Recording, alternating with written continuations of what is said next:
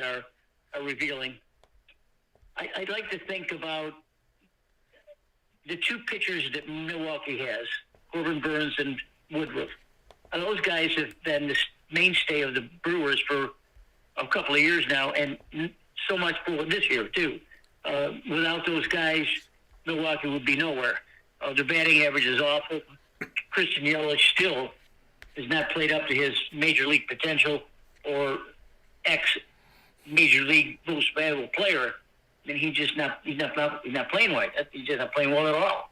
I know he has injuries, but everyone had injuries. That's why I like position players to be more dominant when MVPs come in. So the whole body of the person is there.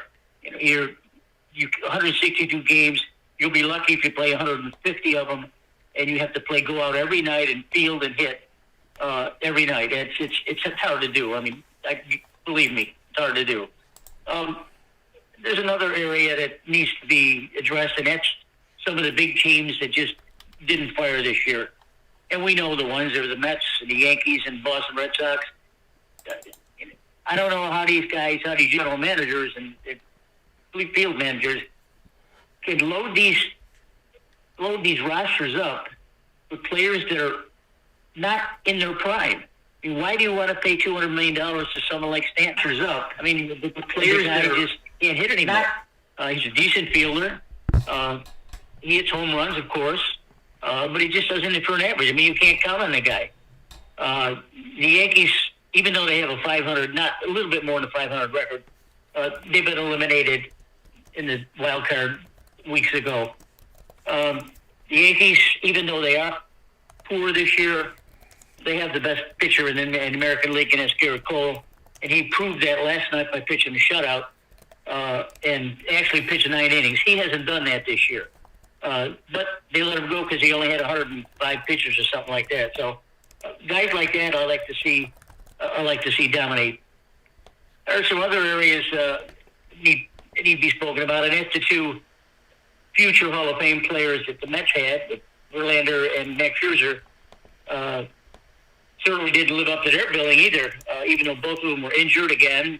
They're in the late 30s. They're tough to take, but now they got traded to teams that are in the playoff hunt. And Verlander came through the other night, pitched 7 innings, gave up 3 hits and 1 run. So he's on. Scherzer, I don't know if he's going to be playing or pitching anymore this year. He's got some more problems. So you have poor teams like Kansas City and Oakland that just have got over 100 losses. I mean, why, if you're a baseball purist like myself, why would you want to go watch those games with poor players like that? Look at Colorado, got 100 losses, 101 losses. It's terrible. It's terrible. San Diego was a major disappointment with all their guys, Tatis and Sosa and all those guys. Can't do it. They got to have pitching. Yeah. So speaking of pitching, I'll go over some stats here that I think are pretty revealing, and then it'll give everyone sort of a general view of what we got. The wild card standings, I think, are pretty solid right now. I like the race between Chicago, Cincinnati, and Miami to get, and Arizona, of course, to get the wild cards in the National League. There's, those 4 teams are still eligible to get in. But the teams that are leading their league lead their divisions, like Baltimore, Toronto, and Tampa Bay. Tampa Bay is second, of course, but the reason they're there where they are is because of major statistics.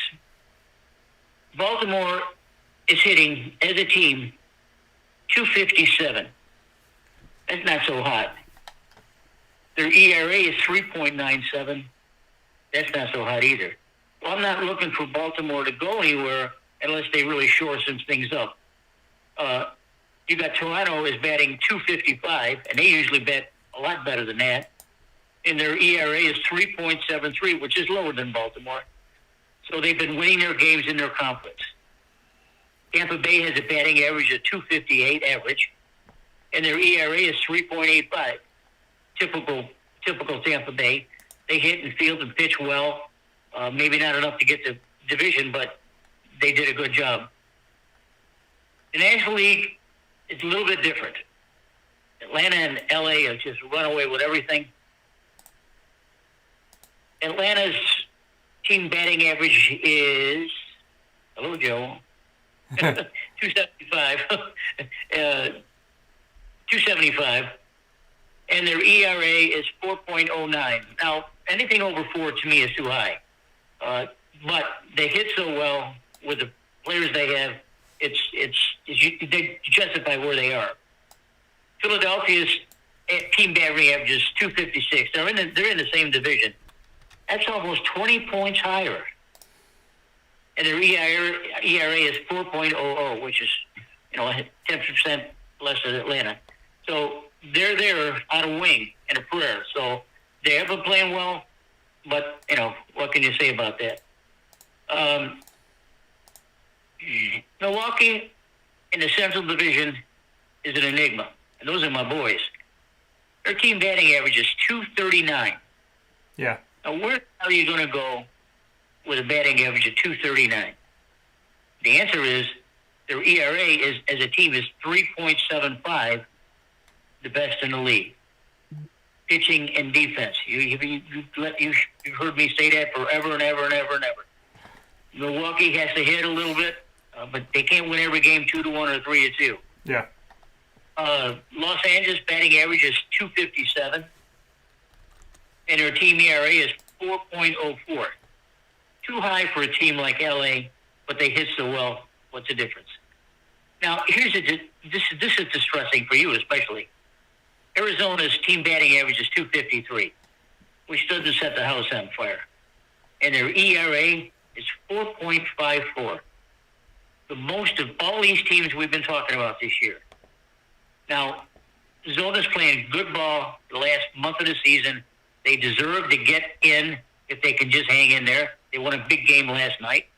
But when you're in a 3-game series, you have a stud pitcher like they have, you can probably win that 3-game series.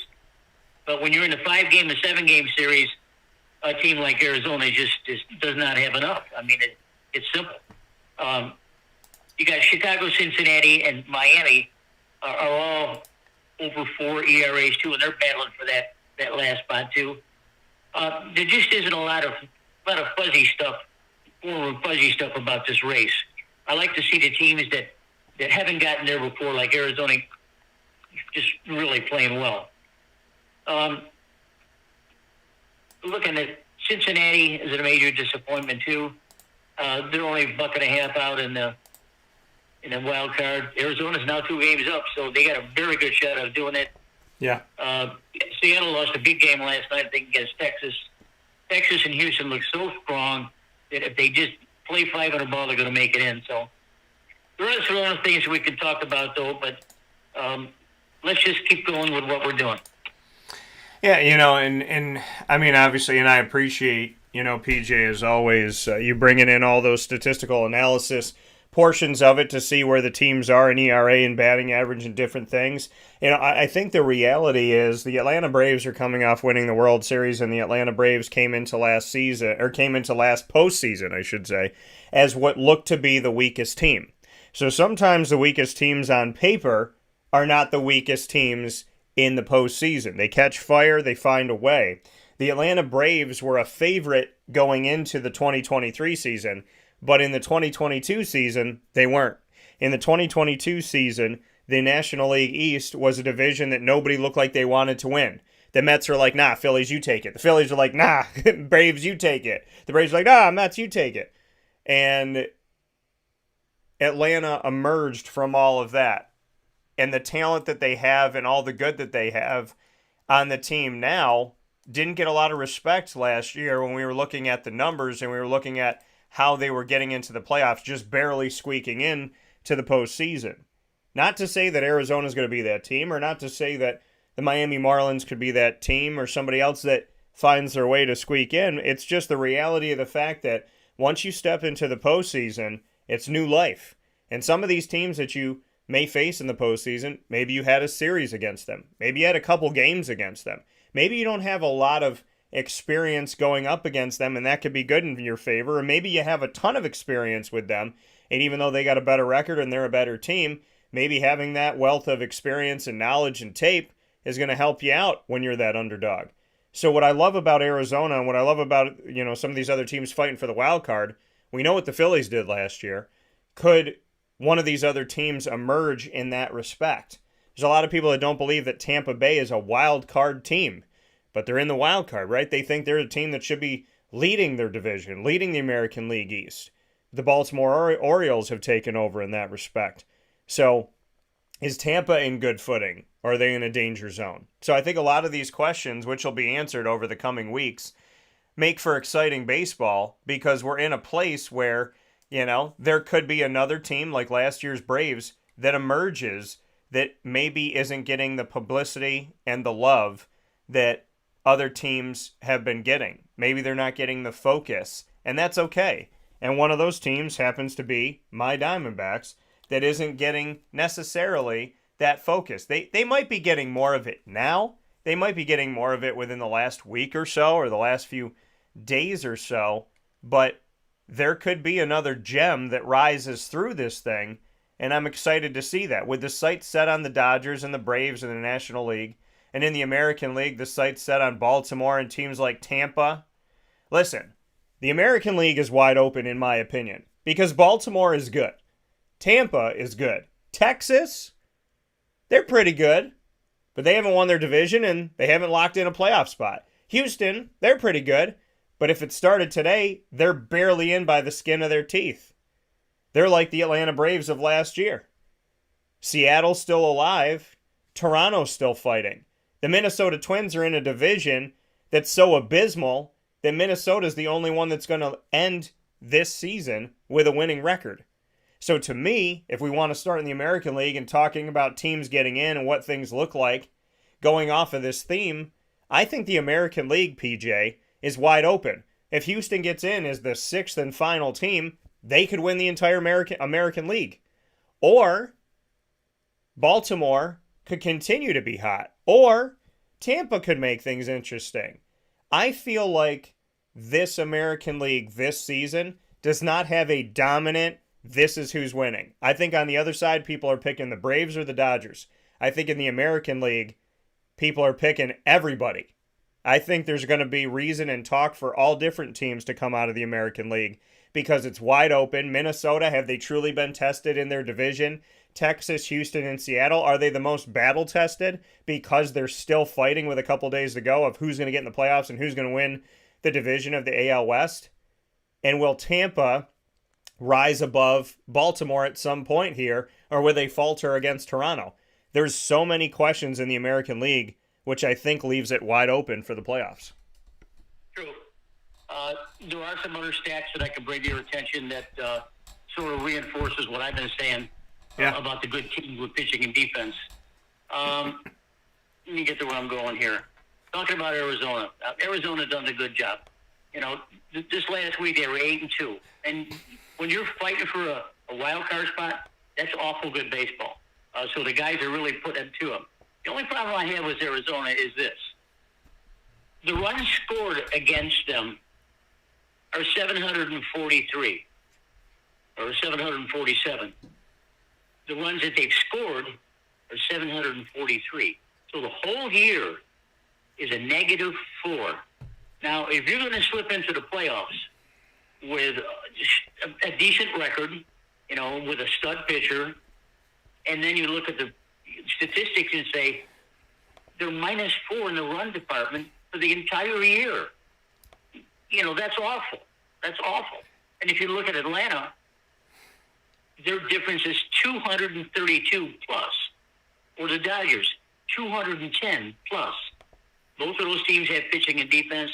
Arizona really has to come in here the last couple of days here and secure a spot. Then it's up to the manager to put the players out there that can hit and field, especially with their stud pitcher. So, Arizona does have a chance that they get in, but, boy, they have to score a lot more runs than that. And when you look at the American League, let's give you an example about how poor the Yankees were playing. The runs scored and the runs against for the Yankees are -12. Yeah. Who would ever think that the Yankees would be so poor? Boston, -7. Come on, give me a break here. Philadelphia is +82. Arizona, I mentioned, -4. The Cubs, 99. Cincinnati, -45. It goes on and on. You look at the stats and you say, well, TJ, this is, it's the end of the year. And, well, you have to play your best ball at the end of the year. And if you can score a lot more runs than your opponent, then you're going to keep going. So when the two wildcard teams play in a 3-game series, those are the ones that can snap up and bite you. And Arizona has a chance to do that if they pitch their stud and hit decent-wise. But if they're going to try to rely on the record that they got, which is -4, that ain't going to work, man.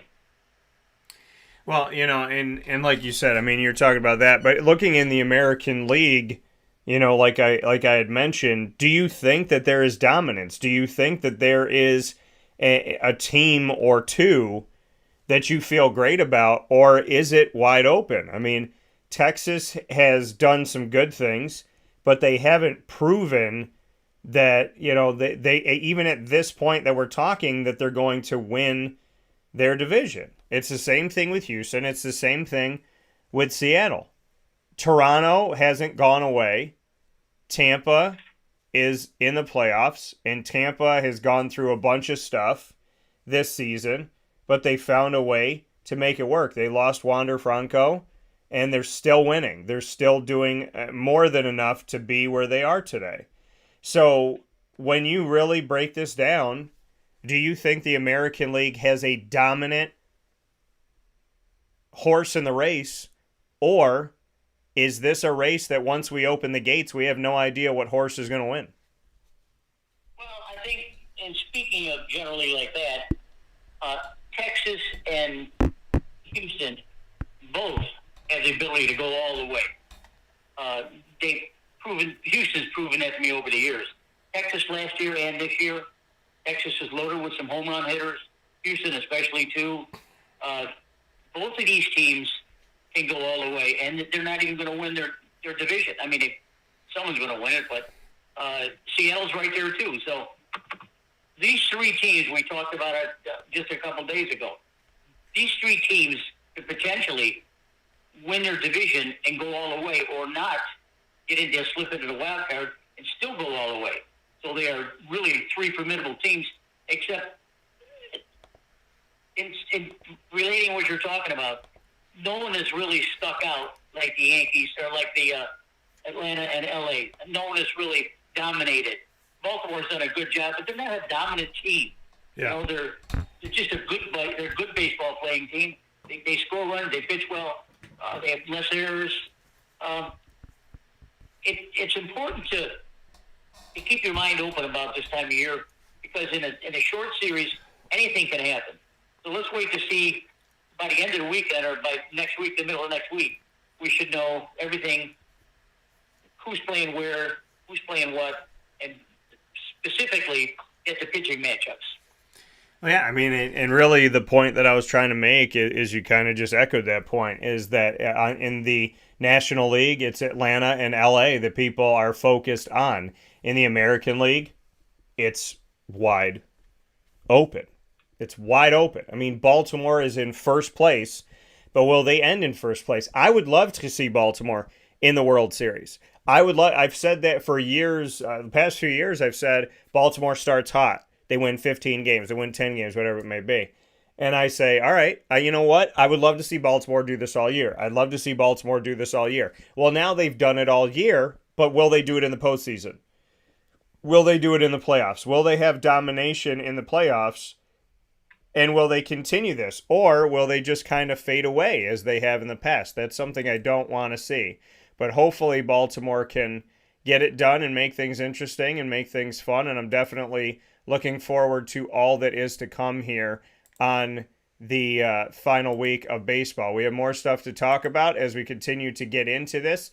PJ and I will be back right after this fast break on Wake Up Call with Dan Tortora. Major League Baseball talk, as well as college football week 4, our pick results, our picks for week 5 in college football, as many teams start conference play. the NFL Week 3 results, as well as our picks for Week 4, and a continued conversation on the prowl, which is what we call the coverage of the Jacksonville Jaguars here on Wake Up Call. That's all coming up right after this on Wake Up Call with Dan Tortora, where sports meets life. Hi, this is Amy from Mother's Cupboard, home of the whole frittata. We are open daily 6 a.m. to 1:30 p.m. For takeout orders, call 315-432-0942 and tune in to Wake Up Call with Dan Tortora for our monthly food challenge and try our Wake Up Call signature menu item available 7 days a week. Here at Mother's Cupboard, we are Central New York, and it's our honor to serve you. Ma and Pa's Kettle Corn and Popcorn Factory remind us that every day is worth celebrating. Find them at 201 Old 7th North Street in Liverpool, New York, open Monday through Saturday in-store and all the time online at maandpaspopcorn.com. Serving our Central New York community and beyond, you can order all throughout the country at maandpaspopcorn.com. And remember to get your tins, which have in-store half-price refills forever. Ma and Pa's Kettle Corn and Popcorn Factory, available to you for fundraising and all of your events by calling 315-450-6272. That's 315-450-6272. Ma and Pa's Kettle Corn and Popcorn Factory. How corny are you? This is Jimmer Sikowski, owner-operator of Chick-fil-A Cicero, 7916 Brewerton Road in Cicero, right in front of the Home Depot. I had a deep feeling that God wanted me to do something bigger with my life and to help people, help others. I kept putting Chick-fil-A in my life, and I realized as I was going through the franchise selection process that positively impacting the lives of others was really core to what we do here at Chick-fil-A.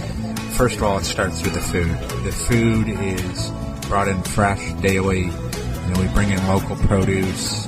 We prepare to order in the kitchen. We hand bread our chicken. We hand spin our milkshakes. It's great food. It doesn't taste like fast food. I think the second thing is the way people feel when they come in a Chick-fil-A restaurant. It's different. We try to treat people with intentional kindness here, which is very different and deeper than good customer service. And so I think it feels remarkable for most people to come in a Chick-fil-A restaurant. And then lastly, the impact that we try to have in the community is very different. It's a big part of the expectation of every operator of a Chick-fil-A restaurant is that they're actively engaged in their community, they're a leader in the community, and they're making a difference. When they realize that what we're striving to do is to shine a little light in their life, that's a very, very different experience than you will have in any other quick service restaurant. And it's that remarkable experience that I think people will emotionally connect with. Carvel DeWitt, it's what happy tastes like. Do you know why? Because we make ice cream. Creamy, rich, flavorful ice cream. Not yogurt or iced milk like some of our competitors. Ice cream. Fresh, by hand, daily. For the calorie conscious, we have something new for you. Our new Carvelite. Same great flavor, creaminess, and texture of our regular ice cream with only 35 calories an ounce. So whether you want an ice cream cake, flying saucer, dasher, carvalanche, hard or soft ice cream, we will satisfy your craving with our fresh, handmade regular or new Carvelite ice cream. Carvel DeWitt. It's what happy tastes like. The Wildcat Sports Pub in Camillus, New York is located on 3680 Milton Avenue in the Home Depot Plaza. It is your family-friendly sports bar and restaurant. Folks, some sports bars aren't family-friendly. Some family-friendly restaurants are not sports bars. The Wildcat Sports Pub in Camillus, New York is proud to be both. It is that marriage that you've been looking for years. The Wildcat Sports Pub is your home base for your sports bar and restaurant needs, games for the kids, indoor and outdoor activities, and enough things on the menu to come back every single week and get to try something new. They're open Sundays from noon to 8 p.m., Monday through Wednesday, 11 a.m. to 11 p.m., and Thursday through Saturday from 11 a.m. to midnight. For reservations and party information, call 315-487-2222 for the Wildcat family-friendly sports pub and restaurant.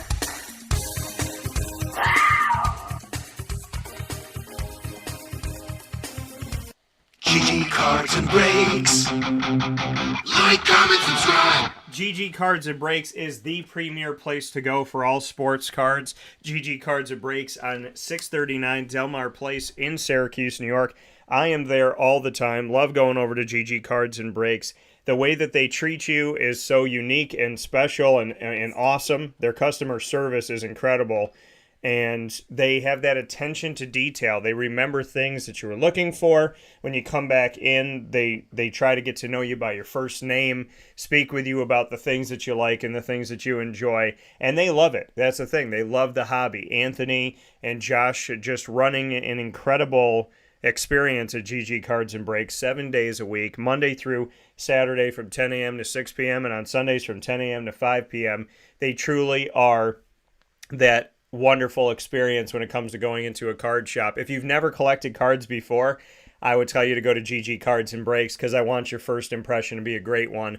And of course, if you've collected all your life, well, the place to continue that same hobby, new memories, is over at GG Cards and Breaks. Head there today, 639 Delmar Place in Syracuse, New York, right off of Teal Ave by Lynn Court Bakery, the best bakery in the world.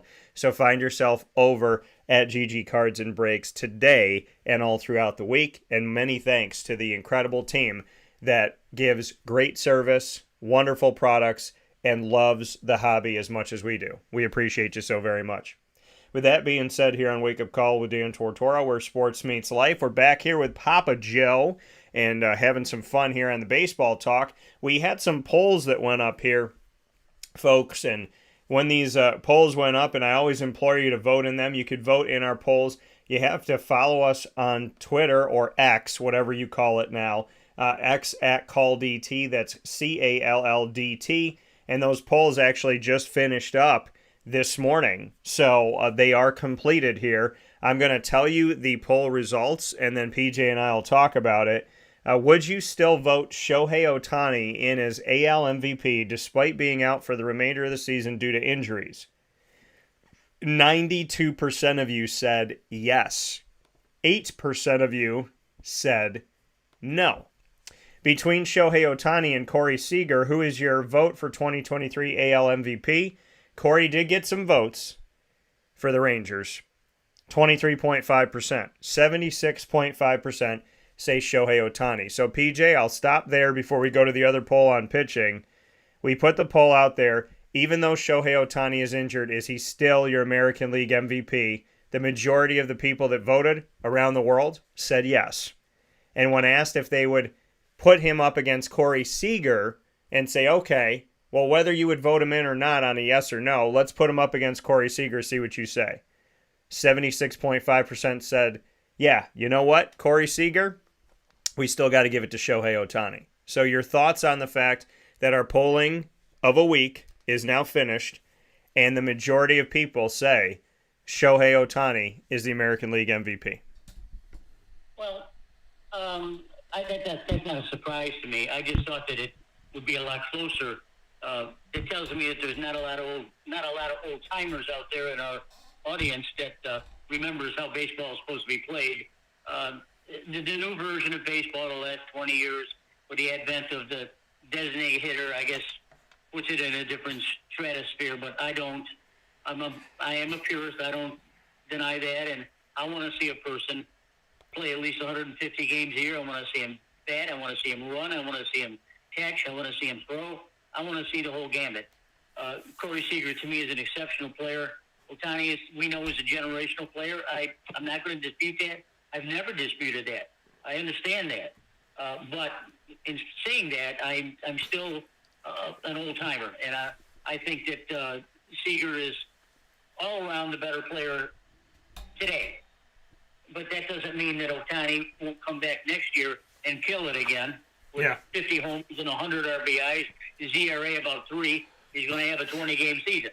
That wouldn't surprise me. The only thing that does surprise me is that how the younger player these days, they just don't have the will that the older players had. I mean, you'd have to break a leg not to go out on the field to play for the old Dodgers, the Giants, and the Yankees, and the Mets, the old-time Mets. If you had a broken leg, it's the only time you wouldn't play. Other than that, you're out on the field and you're going to be playing and you're going to be hitting. So I appreciate a player like that. I like an all-rounder player like Seager. I think he's exceptionally young man. Ohtani is Ohtani. I understand the way that the folks have voted, but it's an old-time version like me against a new-kind version with him and his type of players. So that's good. I'm glad that people responded. Yeah, no, people definitely gave their thoughts, and and we appreciate them as always. The polls that we put up here, again, following us on X at CallDT, that's CALLDT, means that you will always be first to seeing these polls that come through, and of course we love that you vote for them and vote inside of them, I should say. So thank you so much to everybody that votes in our polls all throughout the year, and we appreciate it. So, who would you give the National League Cy Young Award to was our other poll. And looking at that, we gave you 4 options. PJ came up with 4 pitchers, and these are the options. So, over 1,000 of you had viewed this poll, and we appreciate it. So, who would you give the National League Cy Young Award to this season? Blake Snell of the Padres, Zach Gallen of the Diamondbacks, Justin Steele of the Cubs, or Spencer Strider of the Braves? Justin Steele received 0 votes, 0% of the voting. Now, when I spoke with Brendan Murphy on Monday, Brendan shared that he is voting for Justin Steele, but the rest of you did not vote that way. 17.6% voted for Zach Gallen of the Diamondbacks, 20.6% voted for Spencer Strider of the Braves, and with more than 50% of the vote, 61.8% of you said, if you were deciding the National League Cy Young Award for 2023, you would give it to Blake Snell of the Padres. Your thoughts, PJ? Well, that's the way I thought it would go. I did think that Justin Steele would come up with a little bit more votes than that, but especially if Chicago can squeak into the playoffs, you'll see Justin Steele pitch. Snell has been dominant ever since he was with the Tampa the Rays and then moved over yonder to San Diego. He's a nasty, nasty, nasty left-hander, and he makes guys look like idiots out there. He's got a fastball, he's got a slider, he's got a curve, he's got a changeup, he's got all out pitches that he needs.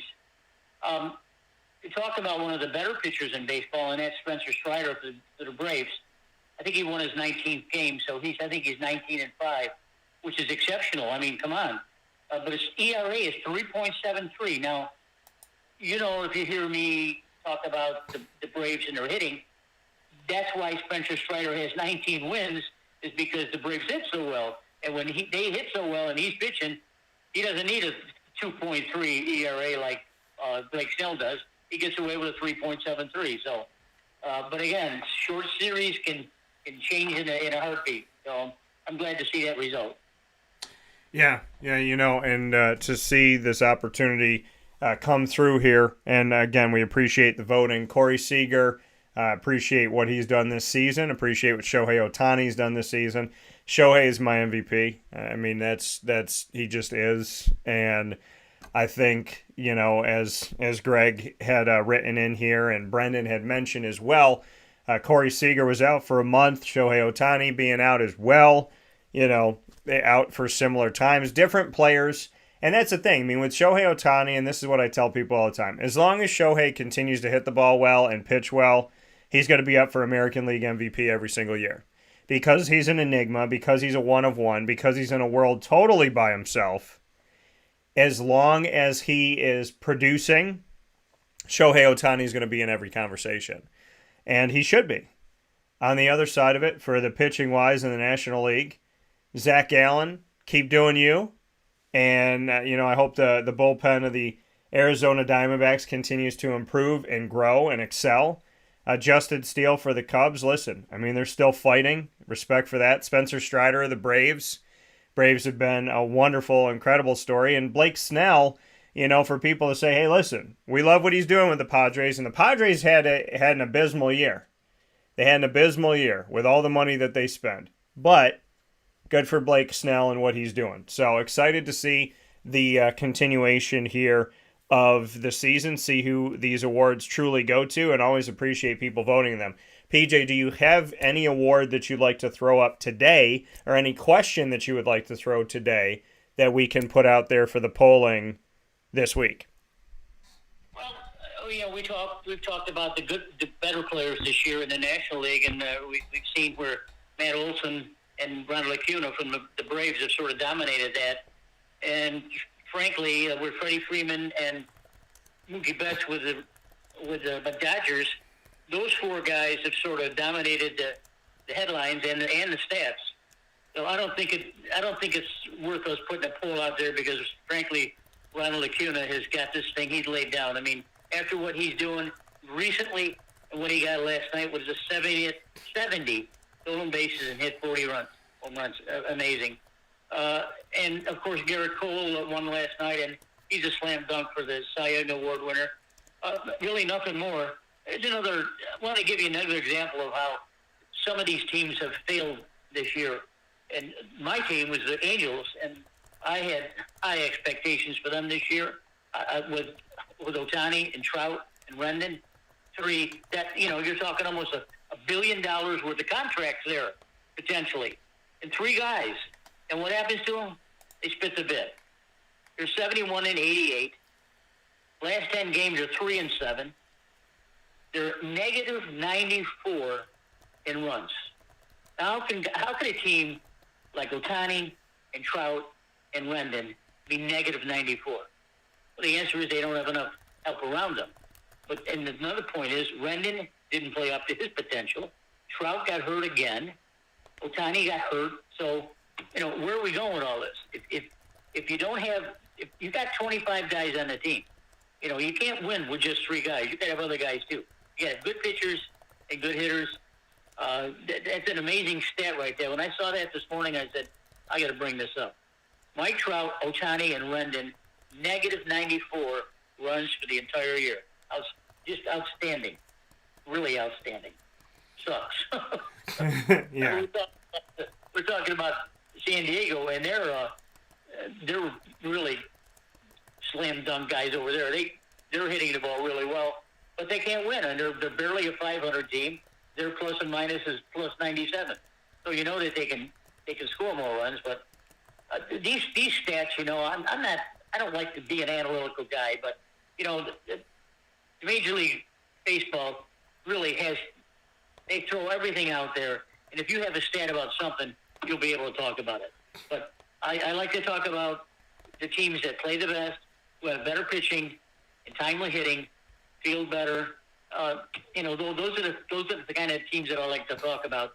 And probably next week at this time, we'll be talking about who's going to be in the playoffs, and we'll see if your Diamondbacks can hang in there.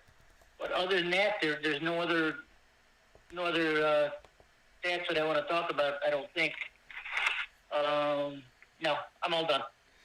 Well, and I just put up a poll. I'm going to put up two polls here today.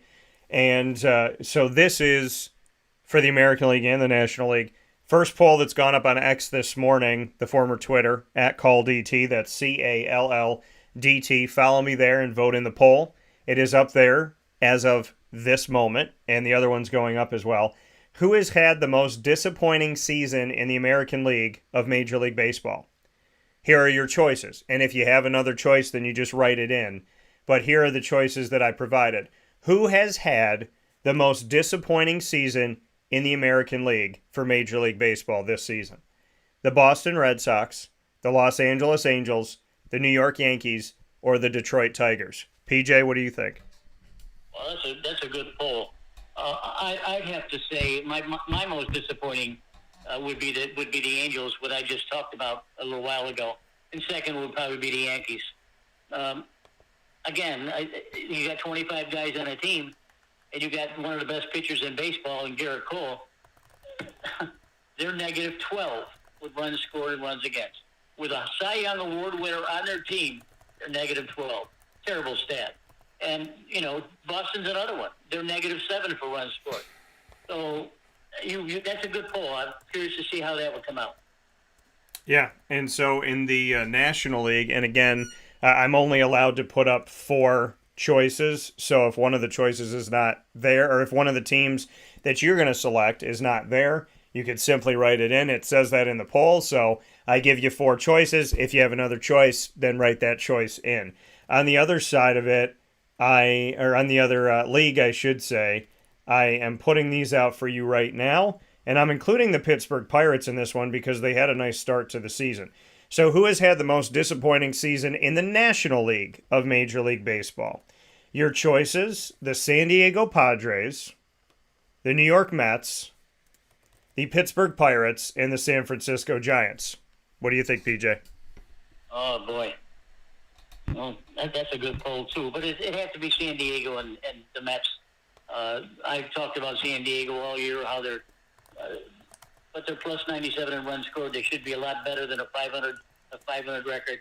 And the Mets, they made a big move and a big splash at the beginning of the year by bringing in 2 future Hall of Fame pitchers, Matt Scherzer and Justin Verlander, to try to buy the pennant. They tried to buy the pennant, and it didn't work. I don't know how much they were paying those guys, but they got the brains blown out. I would have to say, based on those 2 right there, I'd have to say the Mets have the worst deal. And they were runs scored, runs against, negative 13. So if you have good pitching like what they had, I thought, with Scherzer and Verlander, those guys can stop the losing streaks. But you can't overcome negative 13 in runs scored. So I'd have to say the Mets right now. Yeah, and that's the thing is where, I mean, the Mets started off this season as a team that people thought were in the playoffs, right? Was going to make the playoffs, going to make the postseason. I think more people than not thought this was a playoff team no matter what. And when I say no matter what, I mean they thought, hey, no matter what anybody else does, we're at least going to see the Mets in the playoffs. We're going to see them make it. They're going to be one of the 6 teams.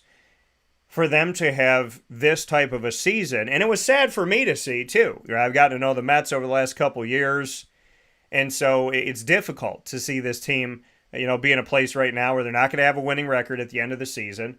Right now, it's under 46% winning percentage. They went and made all those splashes with pitching, and then they let them all go. Jacob deGrom, who they had for a couple of years, let him go last season. Max Scherzer brought him in last season, let him go this season. Brought in Justin Verlander for a cup of coffee. He's already gone. So now the question becomes, where do they go from here? Yeah, they'll be in the Shohei Ohtani sweepstakes, but is that enough? Kodai Senga, he's had a good year. But Kodai Senga, what are you going to do to help him out? What are you going to do to make the Mets better? Pete Alonso, what are you going to do to provide more firepower to be with him so it doesn't feel like at times he's the only guy? The Mets went into this year with people having the high hopes of maybe a World Series, at worst, playoffs. Well, this team is in the bottom 4 of the National League. I mean, PJ, this is not what we thought was going to happen this season for the Mets. The country, even if they weren't a Mets fan, thought that there's a good chance we would see the Mets in the postseason. And I think that that's definitely one of the saddest stories because I really honestly believe that most people thought the Mets would at least get in there. That's true. I feel for the fans, too. When you got a major metropolitan area like New York has 2 teams, and both of them blew their brains out this year. New York fans are fickle. They'll boo you at the drop of a hat. So if you come in with a 10-game winning streak, then you got a homestand coming in. They're going to start booing you until you start winning. So yeah. The Mets and the Yankees, frankly, they deserve what we're voting for. So you made a good point about hitting around Alonso. Really, they have one player, and that's McNeil, who won the batting title a couple years ago, and he's not a slugger by any means, but he's a super player and hits well. And Alonso, I mean, you can pitch around Alonso if the game is on the line. So it's really pitiful. It's sad that 2 huge teams like that can not play up to their potential. Yeah. Yeah, so I mean, we'll watch as we continue on for these Mets to see the moves that they make, but it's sad to see how this season went. And let's see, Greg said, going to have to pay Alonzo and pay up for likely 2 frontline starters next season. All in all, it will likely happen. Hopefully it will translate into wins. So yeah, I mean, they got to take care of Alonzo, but you got to give Alonzo firepower. In any sport, you got your star person, right? And that star person's going to come to a place where they say, I can't do it all by myself. I won't do it all by myself. And if you want me to extend and stay here, you better give me some help. You better give me some people that are going to be able to guide in the days where, because Pete Alonso isn't going to have a great day every day. And so you get to a certain point where you need that assistance.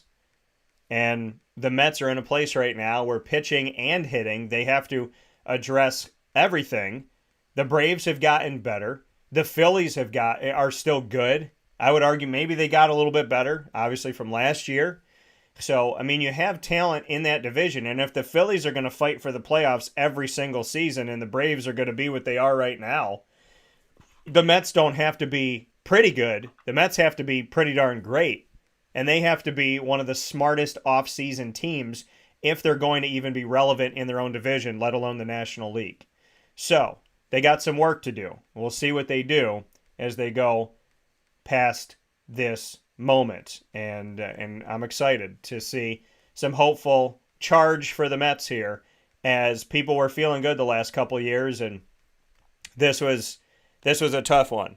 This was a really tough one, and I liken it to the Jaguars when they almost made the Super Bowl, and then the next season they were terrible. It was like fans finally felt like they could see the top of the mountain, and then they were at the bottom, so far on the bottom that the glare of the sun wouldn't even allow them to see the top half of the mountain, let alone the top of the mountain. And I hope it gets better for those Mets. The Arizona Diamondbacks, 2 games ahead. Let's go. And very excited about that. Looking forward to what's to come here. We got some things to get into in the world of football, so we're going to switch fields here from baseball to football, but you can vote in those polls all throughout the week on X, the former Twitter, @CallDT. That's CALLDT. Early polling right now. Who has had the most disappointing season in the National League of Major League Baseball? San Diego Padres, New York Mets, the San Francisco Giants, or the Pitt Pirates? For those of you watching and listening, feel free to go on to X and vote, or write into our live feed and tell us your vote. The early polling for the American League has come in, very early polling, and I feel like I'm in one of those presidential things. Very early polls have come in, but who has had the most disappointing season in the American League of Major League Baseball? The early polling has agreed with PJ, the Los Angeles Angels. Your other choices, the Boston Red Sox, the New York Yankees, and the Detroit Tigers. I would argue that the Los Angeles Angels could be the answer to this question for the last 3 seasons. So, with that being said, we'll take a step aside for a fast break. When PJ and I come back, we will be bringing you college football and taking a look at our Week 4 picks. How did we do last week, and how are we picking this week for college football Week 5, with many teams jumping into conference play? College football right after this fast break on Wake Up Call with Dan Tortora, where sports meets life.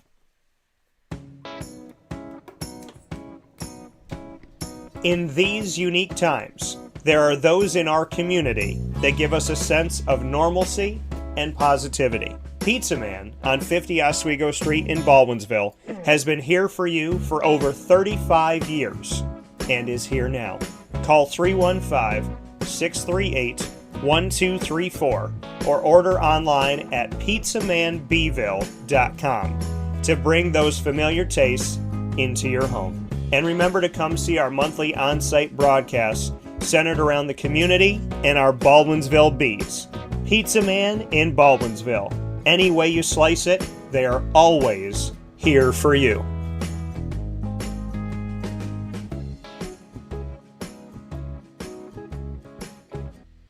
I'm George Townsend of Honda City with some good advice when buying a new car. The true cost of owning a new car is determined by the appraised value when you trade it. No vehicle appraises higher than a Honda. Next, look for low APRs and deep discounts. You also want low maintenance costs and great fuel economy. That's why my advice to you is to buy a new Honda. Looking pre-owned, visit our Honda Certified Used Car Center. Honda City, 7140 Henry Clay Boulevard, Liverpool, or HondaCity-CNY.com. It would be a pity if you don't shop at Honda City.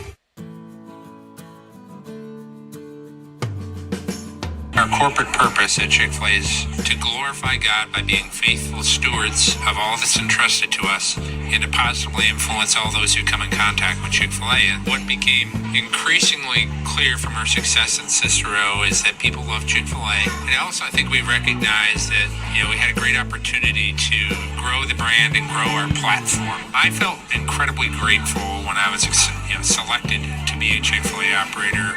I think what it's meant for me, what I've come to realize on a very deep level is that this is a calling for me. It's not a career. It's not a job. The Lord called me to be a Chick-fil-A operator and to use these restaurants to glorify Him and to positively influence other people. I'm blessed. I'm very blessed. Head to Chick-fil-A Clay on 3974 State Route 31 in Liverpool, New York.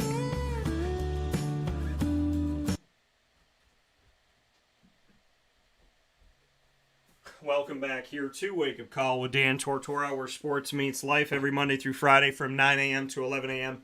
Eastern Time. We are extending the show out today due to travel yesterday. We didn't have our normal fantasy football in focus, and so we will bring that to you today instead of our typical Wednesday from 10 a.m. to 11 a.m. Eastern Time.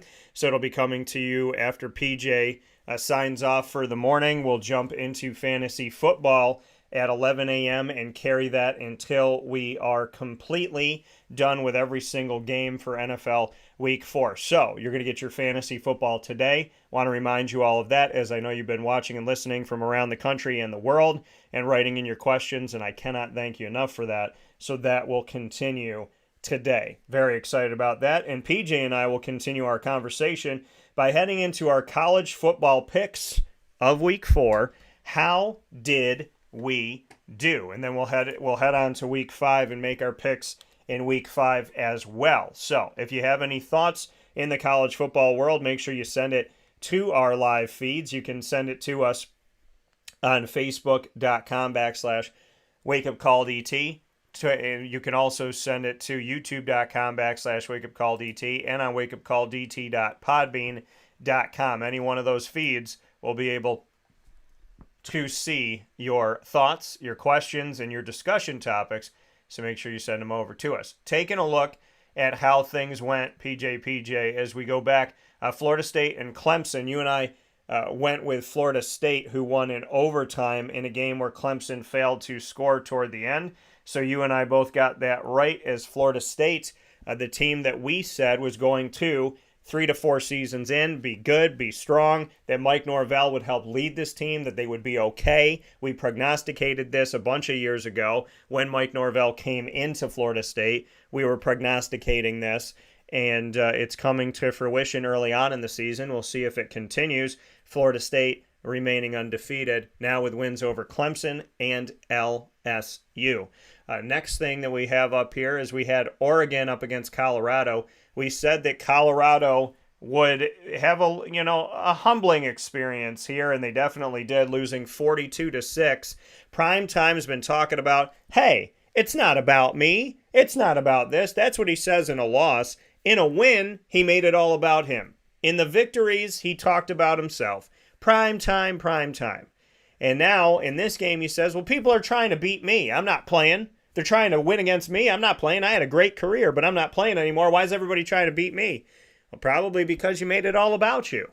And hopefully this humbling experience will teach him how to coach better, the team how to be more together, because I like primetime. I like the things that Dion does, in the sense of I like his talk about God. I like his faith, if he genuinely believes that. He says some beautiful things out there.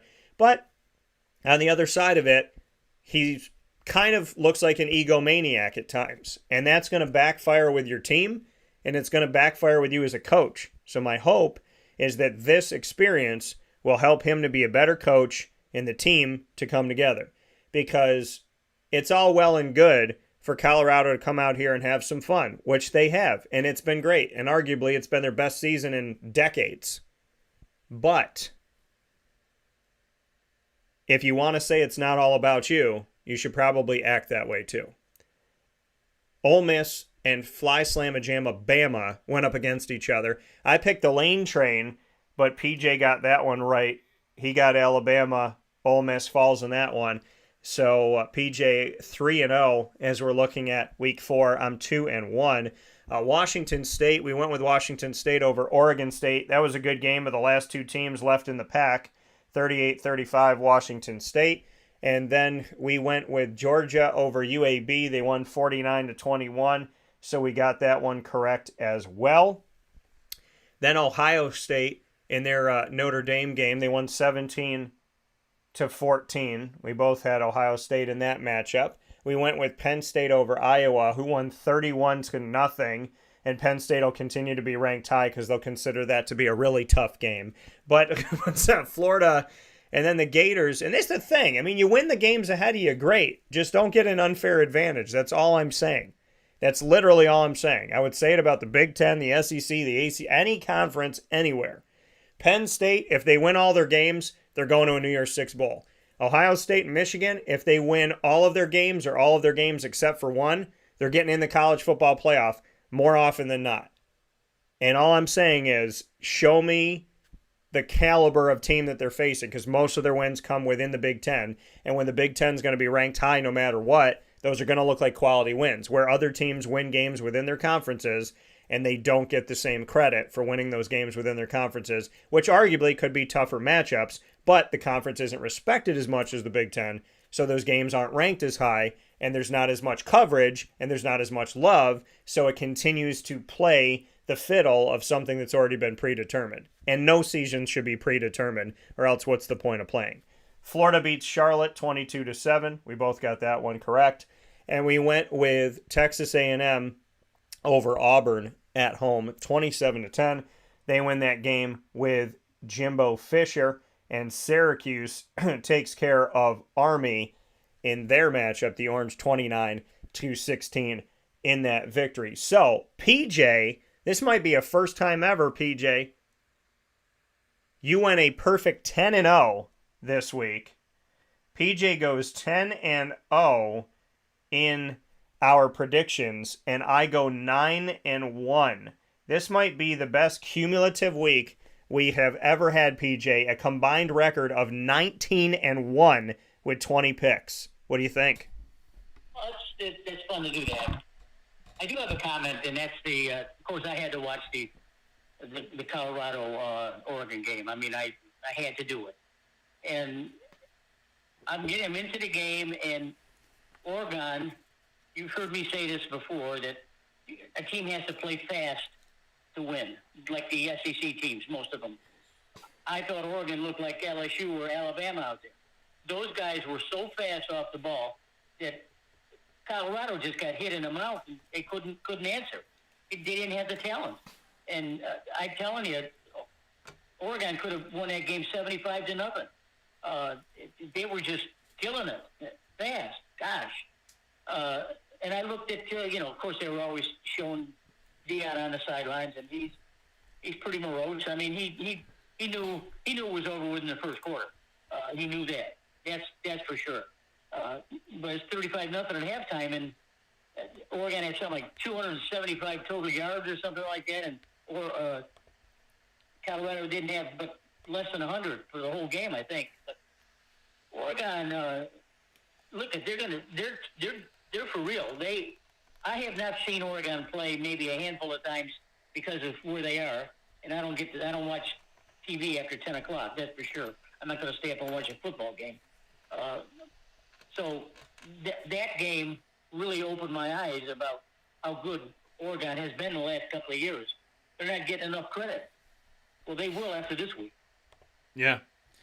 Yeah, no, and they definitely, I mean, the publicity that Dion brings with him, sometimes it backfires. Like in this game with so much publicity on Oregon and Colorado. Same thing when Malik Willis, the quarterback of Liberty at the time, came to the Dome. and there was over 20 teams that came with NFL scouts to the Dome. And they ended up seeing a bunch of Syracuse players wreak havoc, which was good. Dino thanked the scouts, and I did too. Hey, thanks NFL for sending more than half of your teams to come to the Dome to see Malik Willis, because it gave free publicity to a bunch of Syracuse guys trying to make the NFL, and a bunch of those guys have gotten opportunities. So thank you to Malik Willis. And it's the same thing with this Oregon-Colorado game, is that maybe people aren't paying as much attention to Oregon because Colorado's got prime time.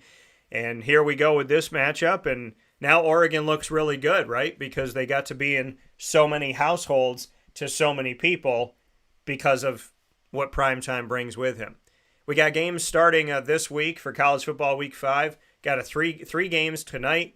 We have 4 games on Friday. There's been a bunch of Friday games happening in recent history. PJ, I'm going to throw this Friday one at you. Louisville at NC State, 7 p.m. on ESPN, 7 p.m. Eastern Time, Friday, September 29th. Louisville seems like they can score 50 points at will, and NC State's at home. Typically, NC State will play a spoiler or at least close games with the top teams in the ACC. They'll play Clemson close. But NC State hasn't looked as much like themselves, and Louisville's been this team with a new head coach that's just been out there scoring and scoring and scoring and scoring like they just can't stop. What are your thoughts on Louisville at NC State? Well, certainly this will be a better test for Louisville because it is against ACC power. I sort of like Louisville just by a drop of a hat. I don't think it's going to be a runaway. I don't think they've scored near as many points as they have, but I do like Louisville. Yeah, I'm going to have to go with Louisville in this game as well. I'm going to have to lean on their side just because of the fact of how much they've been scoring. I don't know how many teams inside of the ACC will be keeping up with Louisville, so I'm going to go ahead and go with Louisville in this matchup as well. Next game that we have up here is another Friday game, Cincinnati at BYU. It's the first time that both of these teams will face each other as Big 12 members. This is a conference game where Cincinnati will head out to Utah to face off against BYU. What do you think? I like BYU in this game. Again, I'm not going to be able to watch it because it's too late, but I think BYU's got the firepower to win it. Yeah, you're going to go with BYU in this matchup, which will be Friday night. It'll be the final game Friday night. It's going to start at 10:15 because it's on the West Coast, p.m. Eastern Time on ESPN. It'll be right after the Louisville-NC State game if that game doesn't go extra. I'm going to go with BYU in this one as well because they're at home. I'm going to give them a slight edge. And Cincinnati, not a bad team, but without Luke Fickell, to me, he's such a special power that came in there. And I'm sad to see him go. But at the same time, I'm happy that his entire tenure with Cincinnati was inside of the American Athletic Conference to give some respect to a conference that still doesn't nearly get what they should. Saturday, we have a game at noon Eastern Time on Fox. The tickets in Colorado, the lowest ticket is $169 to see USC come to town and face off against the Colorado Buffaloes. What are your thoughts when we have Lincoln Riley come into town and coach against Deion Sanders? Well, Deion got his ass handed to him last week and not going to get any better this week. Colorado can't stop anyone. If you thought Oregon was good offensively, you see Southern Cal is just as good. They have a Heisman Trophy winner that looks like he's going to be part of the conversation again this week. I think you see Southern Cal wins this going away and scoring at will. Yeah, I'm going to put USC in this one as well. I think that, again, these are games, and they're not going to be conference opponents after this season. USC and Oregon, and those teams are not going to be facing off against Colorado anymore unless they want to do it in non-conference play, as Colorado will go back to the Big 12, and USC and Oregon and Washington and, believe it or not, UCLA are going to be heading to the Big 10. So, I think this is another 40-plus, and let's see if Colorado can get to 20 in this game, but I'm going to pick USC on the road. We'll come back to a couple of these other games here, but I want to hit this one. Arkansas hasn't been a bad team in recent history. They're going to be at AT&T Stadium in Arlington, Texas for this matchup, which is interesting here. So Texas A&M is going to be at Arkansas, but the game is going to be played at Dallas Cowboys Stadium at noon Eastern time on the SEC Network. Texas A&M at Arkansas. Even though Texas A&M is on the road, they're kind of the home team in this. So what do you think, PJ? I like Texas A&M here. I think that Jimbo's got a real good team this year. He's not going to be dominant like he has been, but he'll have a good record, and this is one win he can do. Yeah, it's hard to go against Jimbo Fisher in a bunch of matchups that he's had over these last couple of years, and with the fact that this game is going to be in Texas, you might as well call Texas A&M the home team. I'm going to go with the Aggies in this one to win the game here and to come out of this one with another victory, which would put them at 4-1 this season, flying under the radar still, which is crazy, but hey, I'm sure he likes it that way. Let's go to the next matchup here that I want to discuss. Georgia at Auburn. Is there any chance there's a trip up? Here's the thing, PJ, that's crazy. Georgia, who is ranked the number one team in the nation in the AP and the coaches poll, Georgia at Auburn, the ticket price are as low as $90. That means their ticket to go see the number one team in the nation on the road at Auburn is almost half the price of seeing USC go to Colorado. What are your thoughts for Georgia at Auburn? Well, I think that Auburn's going to be the Auburn fans are going to look at a hell of a football team because their team can't beat Georgia. It's Georgia. Yeah, I got to go with Georgia in this one as well. Georgia, a team that has been ranked high over the years, but actually backed it up. Unlike some of the other teams that get those unfair rankings, Georgia has been able to show why they're the top team in the nation. And as they continue to move forward, unless they have a trip up, they're going to continue to be there. I got them winning this matchup. Kansas at Texas, PJ. They're both ranked in the top 25 in the Big 12. Texas will be an SEC team after this, and Kansas will be staying in the Big 12. This game's on ABC at 3:30 p.m. Eastern Time. Does Kansas have a shot at Texas? No. Nice. Kansas, I think, is a little overrated this year, but Texas, boy, I like their offense. I like the Ewers kid, their quarterback. So Texas can score some points. Yeah, PJ going with Texas. I'm also going to go with Texas in this matchup to win this game. I think Kansas, this is a game where I'd like to be close, but I feel like Texas could be up 24-0 at a certain point. So I'm going to go with Texas in this game to win at home. Next one we got up here, PJ.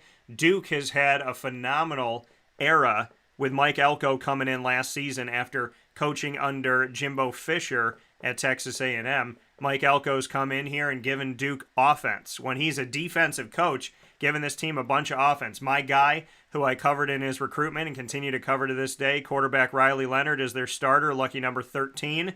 Duke has already defeated Clemson on ABC to start off the season. What are your thoughts on Notre Dame coming in and facing off against Duke? Two top 17 ranked teams on ABC at 7:30 p.m. Eastern Time. Duke is a feel-good story this year. I think that the coach has done a remarkable job. He's recruited well first year. But I think Notre Dame's in a different league. I'm not a Notre Dame guy anyway, either, just like I am Michigan or Ohio State. But I think Notre Dame's got too much firepower for Duke right now.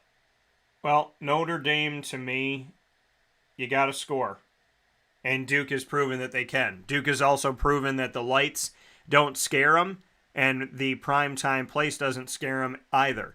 Notre Dame at Duke. You would think this is a basketball game on primetime, but this is football, baby. This is football that bumps some other things out of place here. ABC taking the Duke game, and I'm taking Duke in this one at home over Notre Dame, which means Notre Dame will only fall a couple spots. They'll argue that they should be a top 15 team, just like they did when they lost to Ohio State. They'll find a way to keep Notre Dame in the polls, but Duke, in my opinion, has what it takes to win this game. And if they do, they better get themselves higher, closer to the top 10, bare minimum the top 15. But they'll find a way to say Notre Dame is still better than Duke, even if Duke beats them. But I'm going to pick Duke in this game to get the victory. Tennessee at home against South Carolina. Is this a trip 'em game, or does Tennessee, who's tripped down to 21 in the polls, find a way to win this one? This is a definite pick 'em. This is a definite pick 'em game. I've vacillated over this one. Milton for Tennessee is a big, long, tall quarterback, and has got an arm like throws 100-yard passes. Doesn't know where he's going half the time, though. But after watching South Carolina and Georgia, I sort of like South Carolina in this game. I'm really vacillated on this team. This is going to be a good game. Yeah, so you like South Carolina for the upset. Okay, so PJ going with South Carolina in the matchup on the road at Tennessee.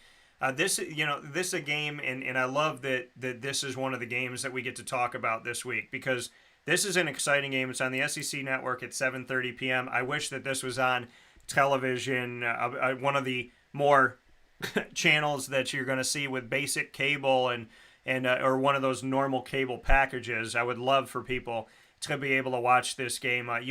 South Carolina comes in 2-2. They lost to North Carolina in that rivalry game, 31-17. They beat Furman 47-21. Lost to Georgia 24-14, where there's a little bit of a scare there for Georgia at a time, and they beat Mississippi State 37-30 in that matchup at home. They have yet to win a road game, but they've only played one of them. So this is their second road game of the season. On the other side of things for the Tennessee Volunteers, they beat Virginia 49-13, Austin Peay 30-13. They lost to Florida on the road 29-16, and they beat UTSA 45-14. They have also only played one road game this season, but this game is at home, as they get to have a bunch of home games. Tennessee got a Big Ten schedule, playing their first 5 out of 6 games at home, which is insanity. So they have the opportunity of playing South Carolina at home. South Carolina, like I said, has not won a game on the road, but they've only played one of those games. I think they played Georgia tough. They've done some good things. I'm going to lean with South Carolina in this one because I feel like they're on the cusp of getting a big-time victory. And if Tennessee loses this game, they might be out of the top 25 rankings. It'll be interesting. Next game that we have up here, PJ, Alabama at Mississippi State. What do you got? Well, Alabama proved something last week, that's for sure. Everyone thought there would be an upset last week, and Nick Saban just has a way about him when it comes to these kind of games. He coaches so intently that he has his game plan already figured out 4 or 5 days before the game is actually played. He's just amazing. I think, Mississippi State is a good team. I mean, they're not a bad team, but Alabama's just too tough. Yeah, I got to go with Bama in this game as well. Went against them last week, and to me, I think Alabama's got enough to take care of business here. They're still relevant in the college football playoff conversation. I thought that they were going to lose last week, which would have secured that they would be out of it this season, in my opinion. But Alabama, to me, they found a way. They won, and they will win this week at Mississippi State. No disrespect to Mississippi State. I think Alabama gets back ranked in the nation's top 10. They defeated Ole Miss 24-10 this past week, and were able to take care of business there. They haven't looked great. They've had 3 different quarterbacks out there, but I think that this gives us the Alabama where people start feeling a little bit better. I'm still a little shaky on Alabama this season, but I think this is a game where people start going, oh, okay, Alabama, they're back doing what they do. I think this is a game where they look more like themselves. Let's go to our 2 teams here, PJ. They're both going to be playing early on here, both playing at noon Eastern time on Saturday, September 30th. Florida at Kentucky at noon Eastern time on ESPN. What do you got? Well, these are my Gators, and last week they had a cupcake, and they didn't do too well with the cupcake. I think they forgot the icing on the cupcake, for crying out loud. Yeah.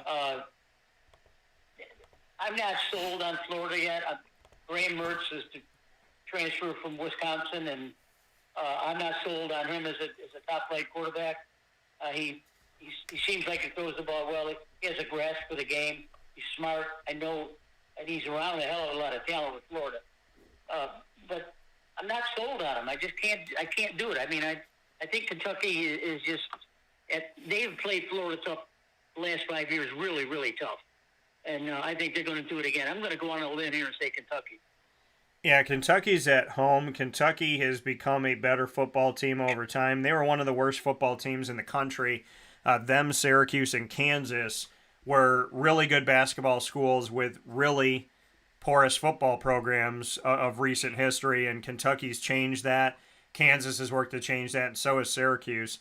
I got Kentucky in this matchup. They play spoiler all the time. They're at home, which I just feel like Kentucky's going to have a little bit more than Florida. Could be 27-24, could be 24-10, but I'm going to go with Kentucky in this matchup to have the slight edge over Florida at least. That game's going to be on ESPN, but here's the cool thing.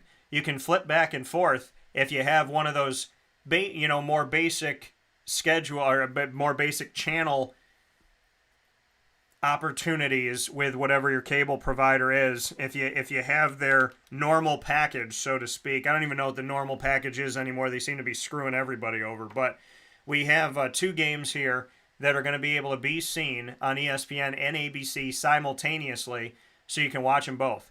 While you're watching Florida at Kentucky on ABC, you can watch Clemson at Syracuse. It's an orange out in this game. In the Dome, I'll be there, baby, at noon Eastern Time at the JMA Wireless Dome. Clemson is not ranked. Syracuse is not ranked. One of these teams should be, and that is Syracuse. Based on how they've ranked a bunch of other teams in the top 15, Syracuse bare minimum should be a top 25 team based on the criteria that some teams have to be ranked. So, 2 unranked teams facing off against each other. Clemson is in a place right now where they have undergone 2 losses, which means they would be out of the college football playoff, in my opinion. Syracuse is 4-0. What happens in this one, PJ? Well, Syracuse has had a couple of cupcakes too, and this is a whole different animal coming in. After watching Clemson and Florida State last week, what a ball game! Oh wow, 2 really good quarterbacks. This is going to be a hard game. This should be a hard game for Syracuse to win. I mean, they got to play perfect to beat a team like Clemson. I don't think they're going to do it. Yeah, I mean, taking a look at this is a tough one to pick. It's a very tough one to pick. Clemson has come out not looking like the Clemson that we're typically used to seeing under Dabo Swinney in recent history. Syracuse, I think, has a lot of firepower in their running attack, and they got a lot of talent in their receiving core, and they got a defense who week by week is making it normal to create takeaways. I think the Dome's going to be rocking, and I think it's time for Syracuse to show the country to be ranked in the top 25. I'm giving Syracuse the win in this one. Up against Clemson. Going to be a tough game. This is going to be a tough matchup. A good game. Who would have thunk that Clemson would ever come into the Dome unranked in any season in recent history? But it's happening. I'm going with Syracuse over Clemson. That is a look on your screen right now, folks, for those of you on youtube.com/wakeupcalldt and on facebook.com/wakeupcalldt. You have seen our picks. I am saving this so we can put it up next week and take a look at what games we got right and what games we may have gotten wrong here as we make our picks once again for college football, PJ and I. So we'll take a step aside for a fast break. When we come back, we will head to the NFL in our final half-hour conversation, and we will discuss what's going on with the Jacksonville Jaguars, as well as take a look at our picks from last week and make our picks for this week here on Wake Up Call, where sports truly meets that thing called life. We appreciate you being here every Monday through Friday from 9 a.m. to 11 a.m. Eastern Time, and we'll be back right after this.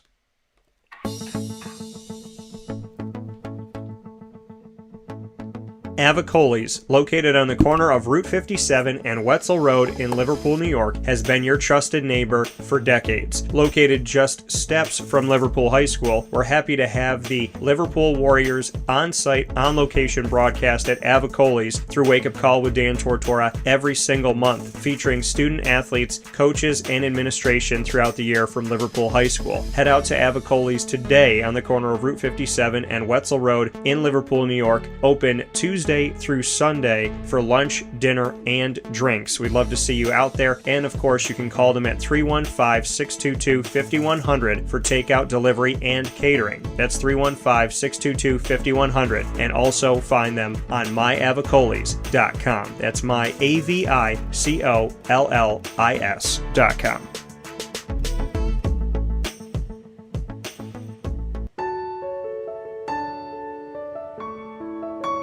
Having peace of mind when you're out of town that your furry-loving friend is safe and sound means taking them to Canine Campground, because we all know that when it comes to the love of our pets, it goes well beyond the call of duty to make sure they're safe and sound. Right, Lily? So take a ride to 242 Johnson Street in East Syracuse, New York, and see Canine Campground and where your dog will be staying, in the classic cabin, the executive cabin, the grand cabin, or of course the luxury cabin, because if you know Lily, you know she loves luxury. Now you don't have to wait to the last minute to find a family member or a friend that'll take your dog for a few days. Call Canine Campground at 315-299-4013. That's 315-299-4013. Their drop-off and pickup times are Monday through Sunday. Check K9campground.com for more information. That's the letter K, the number 9, and campground spelled with a K.com. K9campground.com. When you're going out of town, bring your dog to Canine Campground.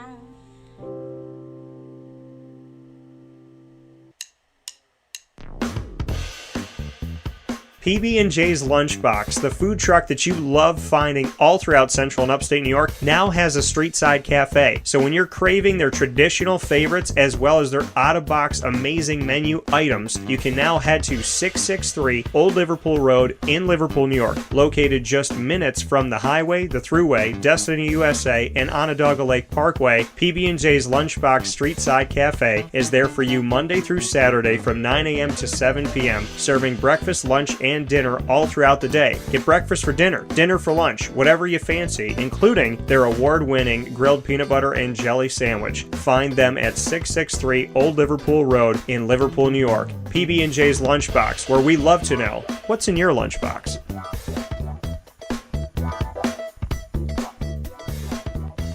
This is a special message from 317 at Montgomery restaurant owner Joel Carpenter. Open Tuesday through Saturday for your dining pleasure on 317 Montgomery Street in Syracuse, New York. We wanted to be a part of the resurgence of Syracuse. We saw a lot of money being put into bringing people back downtown and thought that, we'd like to be a part of that. I love putting together a good dish where people see it first, they fall in love with it, and then it tastes just as good as it looks. We want to provide the best food in Syracuse that we possibly can, and we want you to leave here talking to your family, your friends about what you had to eat first and foremost, but also our service, and to walk out feeling like you're part of our family. I work out in the front of the house a lot, and I love walking to every single table, asking them how everything is, and people looking at me and smiling and saying, this is the most amazing short rib I've ever had. This is the most amazing filet I've ever had. And Donna is great. Sarah's amazing. Thank you for coming over and talking to us. And then them just being truly happy for the experience that they've gotten. 317 at Montgomery Restaurant, part of the fabric of downtown Syracuse, located on 317 Montgomery Street in Syracuse, New York. Open Tuesday through Saturday for a unique and memorable dining experience.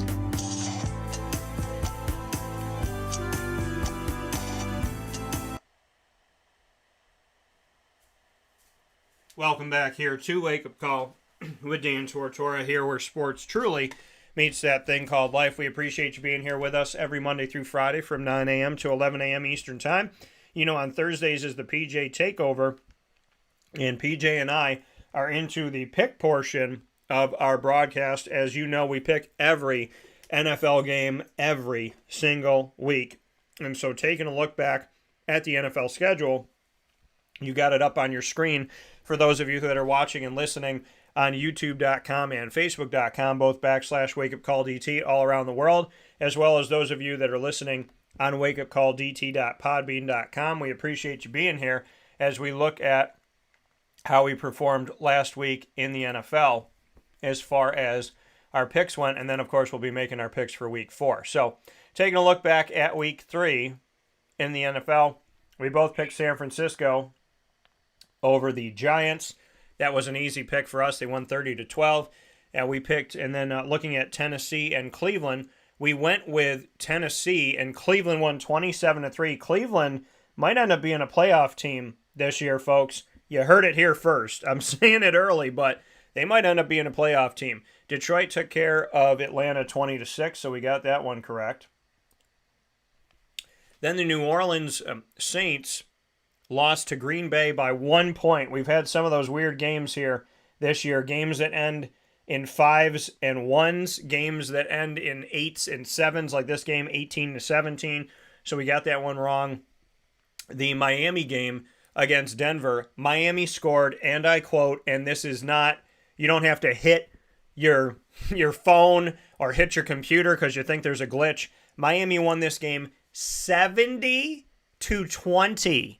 This is like when Oregon plays Prairie View. They won 70-20 in this game, the Miami Dolphins did. Once again, folks, like I told you a million times last year, Denver was not the Nate Hackett problem.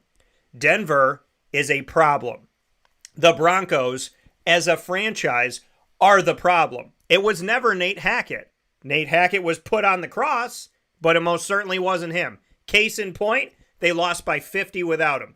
So I hope the argument that it was all Nate Hackett's fault is finally dead in the water, because it was stupid then and it's asinine now. The Chargers defeated Minnesota 28-24. So we'll go ahead and circle that one on the screen. The New England Patriots played a terrible game against the Jets as expected, and this game was 15-10. We both picked the Patriots in a game that PJ openly and publicly apologized that you had to watch. Buffalo defeated Washington 37-3, handing Washington their first loss of the season.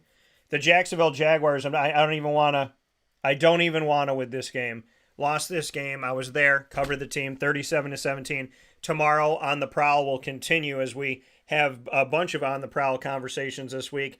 My conversations with the Jacksonville Jaguars will be for you tomorrow. They will be on the broadcast around 10:30 a.m. Eastern Time. I will be playing my conversations with 8 different Jaguars on tomorrow's edition of Wake Up Call with Dan Tortora. So make sure you don't miss a second of that, as I'll be speaking with a bunch of their players on what's going on and if this is a perfect reset. By the way, I called my article Time to Regroup, and the Jacksonville Jaguars as a franchise sent out a message that it's time for the team to regroup. So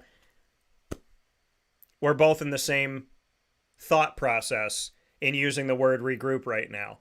Baltimore going up against the Indianapolis Colts. Baltimore lost this game at home in overtime to the Colts 22-19. Somewhat of a shocking game out there, and congratulations to the Colts for some early success. Seattle won their game 37-27 over the Carolina Panthers that just can't seem to figure it out here. And we talk about rookie quarterbacks needing time. Well, I think Bryce Young needs a lot of time to learn from somebody else. I think he needs to sit out the rest of the season and learn from somebody else, in my opinion. Not to knock him, it's just rookie quarterbacks in general need time. And I think Bryce Young, albeit the number 1 pick, he needs some time. Kansas City won their game 41-10 over Chicago. We weren't worried about that one. The Dallas Cowboys fell to Arizona 28-16 in a game that made no sense. So go ahead and cross that one out. the Pittsburgh Steelers defeated the Las Vegas Raiders on Sunday Night Football 23-18. So we'll circle Pitt for us. Philadelphia took care of business 25-11 over Tampa on the road. So we got that one correct. And Cincinnati defeated the Rams in a weird game as well, 19-16 in these low-scoring prime time games. So 1, 2, 3, 4, 5, 6, 7, 8, 9, 10 for PJ. PJ went 10-6 on the week.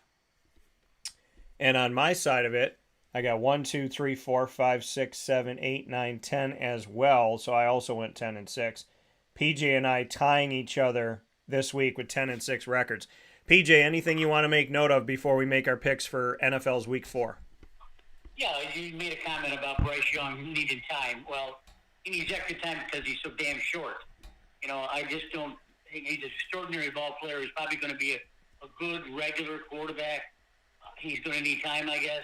I didn't think it would be playing as bad as he is right now, or the team is as bad as he is. We talked about when you were here. We had the show about the Jaguars, and not to be redundant, folks. If you happen to hear the show a couple days ago, we're going to be harping on the same things. What we saw this last Sunday was an abomination. It was one of the worst games that I'd seen the Jaguars play in the last 5 years. Yeah. I don't know what happened. The defensive coordinator didn't do his job. They did not prepare for a rookie quarterback the way the NFL should. They should have pounded that kid into the ground, make him run, blitz him, whatever. They let him sit back there and throw. And Trevor Lawrence is probably looking on the sideline and saying, I don't think I can score as many points as we need to win this game. So it was a terrible game, and I don't really want to talk about it anymore because it was awful. Yeah, I called it one of the worst games I've seen the Jaguars play in a decade, and it was an awful, awful, awful game from beginning to end. I was concerned about this game because of how they played Houston last year at home in Jacksonville. In a game where they went to the playoffs, they lost to Houston early on in the season 13-6 in an awful, embarrassing game. Giving up 20 more points to the Texans than you scored. The defense looked like a shell of themselves. The offense, again, continued to struggle. Special teams allowed a fullback to run an 85-yard kick return back after he fumbled the ball. So, ultimately, this entire game was awful. And Doug Peterson, who I don't imagine gets mad often, he's like the dad that you don't typically hear yell. He said to the team, you guys need to figure this out. Basically, like, we're here, we're the coaches, we're doing our job. You guys have to figure out what's happening. And they do. Trevor said he wants to be held accountable. And he also said he's going to hold the offensive line, the wide receivers, tight ends, he's going to hold them accountable too. That, hey, there might be a play where, hey, I got the ball where it was supposed to be and you didn't do your job. Or, I didn't get the ball where it was supposed to be and you did your job. So he's going to be held accountable. He's going to hold them accountable. Christian Kirk said to me, and you're going to hear this in tomorrow's conversation on the Prowl with the Jaguars. Christian Kirk said to me, there's two things a team can do right now. They can turn on each other, start pointing fingers, and essentially implode. Or you can build each other up, love each other, and find a way. I think for me being in the locker room, physically being in the locker room, I think it's split. I think there's guys that want to love each other up, and I think there's guys that are ready to point fingers. And I think right now, they need to have something happen within this team in a positive way that's going to get that other half of the locker room to not point fingers, because I think we're there. And I don't want to see it happen because I've seen it happen in Jacksonville, and it ends up turning into a horrible, horrendous season, and I don't want that for the Jaguars. This is a team that has been through hell, and now it's time to regroup and reset. There are teams that get a sniff of success, and then it's like every squirrel gets a nut because it goes away really quick. There's other teams that get a sniff of success, and they want to continue to have it so they know what they need to do. Leadership is a big point of this week of emphasis for the Jaguars. On top of that, the fact that they're away from home, I have argued this is the best time that the London trip could happen because it gives them an opportunity to have a change of scenery, and sometimes being up in an airplane and having a literal big picture gives you the figurative big picture that you need to step away from everything and see the bigger picture. They need to see that. They need to come together. They need to find a way to love each other through this. Leaders have to step up, and this team has to find a way to have difficult conversations in a positive and open environment. If you want to succeed in any business or in any relationship, you have to be able to be honest. You have to give tough love sometimes, and you have to be able to work through problems. Anybody can work with success, but this Jaguars team, this point in the season, in week 4, they could implode or they could regroup. And it's time, as I said in the article, to regroup. But that only happens with leadership, tough love, honesty, and the openness of listening and getting better. And I really, genuinely hope that cooler heads prevail and that this team does not point fingers, because I believe that they're close to doing it. And I believe that, like I said, I believe the locker room is split between finger pointers and people that are saying, hey, let's love each other. And so hopefully that latter part is going to prevail over the people that are getting close to pointing fingers, because this Jaguars team can be one of two things this season. They can be a playoff team or they can be a 4-win team, and they have to decide who they want to be. Any thoughts, PJ? No, you said it all. I mean, we just didn't see the team that we were hoping to see against a rookie quarterback and against a team they should have won. A game that they should have won. Mel Tucker's got to be, the defensive coordinator is going to have to be held accountable here. I don't know if we're ever going to see this year a team dominate us the way that team did with an inferior team. And I don't know what the defensive scheme was, because I don't get into schemes and stuff. But apparently he didn't have the right scheme, and he didn't make any changes. Even at halftime, he didn't make any changes. They just couldn't stop a rookie quarterback and a team that was inferior. So let's hope that cooler heads prevail. I don't think that the team is split by any stretch of the imagination, but you would know better because you're in the clubhouse all the time. I just don't see this. I don't see Peterson letting this team get away from it. That's for sure. So if he has to assert himself and be Mr. Badass instead of being Mr. Nice Guy, he needs to do that. So for him to say something like, "You need to figure this out," during the halftime, I don't know if he did that when he did that, but I would have walked in there at halftime, and I wouldn't give his speeches and stand up in front of the guy and say, "You guys need to figure this out because you ain't doing it." So let's see what happens. Yeah. They got two times in London, Atlanta, and Buffalo after that. We'll see how they perform. Speaking of performance, we have the opportunity now to see how we'll perform in our picks in Week 4. We both were 10-6 in Week 3, as we just showed you. And now PJ and I have the opportunity of selecting the NFL games for Week 4. PJ, our Thursday night game, Detroit at Green Bay tonight. What do you have? Boy, I haven't been sold on Jordan Love at all. I really like Goff. The only reason I'm going to pick Green Bay is because they're playing at home. And probably some of my family will be up there watching the game. So I can't very well go on the air and say I'm going to pick Detroit. So I got to say Green Bay. Yeah, I'm going to pick Detroit in this game. They're a better team than what they've shown, and now they have an opportunity in division to really show who they are. I think they can score more points than Green Bay. So I'm going to give Detroit the slight edge. But if they do me dirty this week, it might be the last time I pick Detroit this season.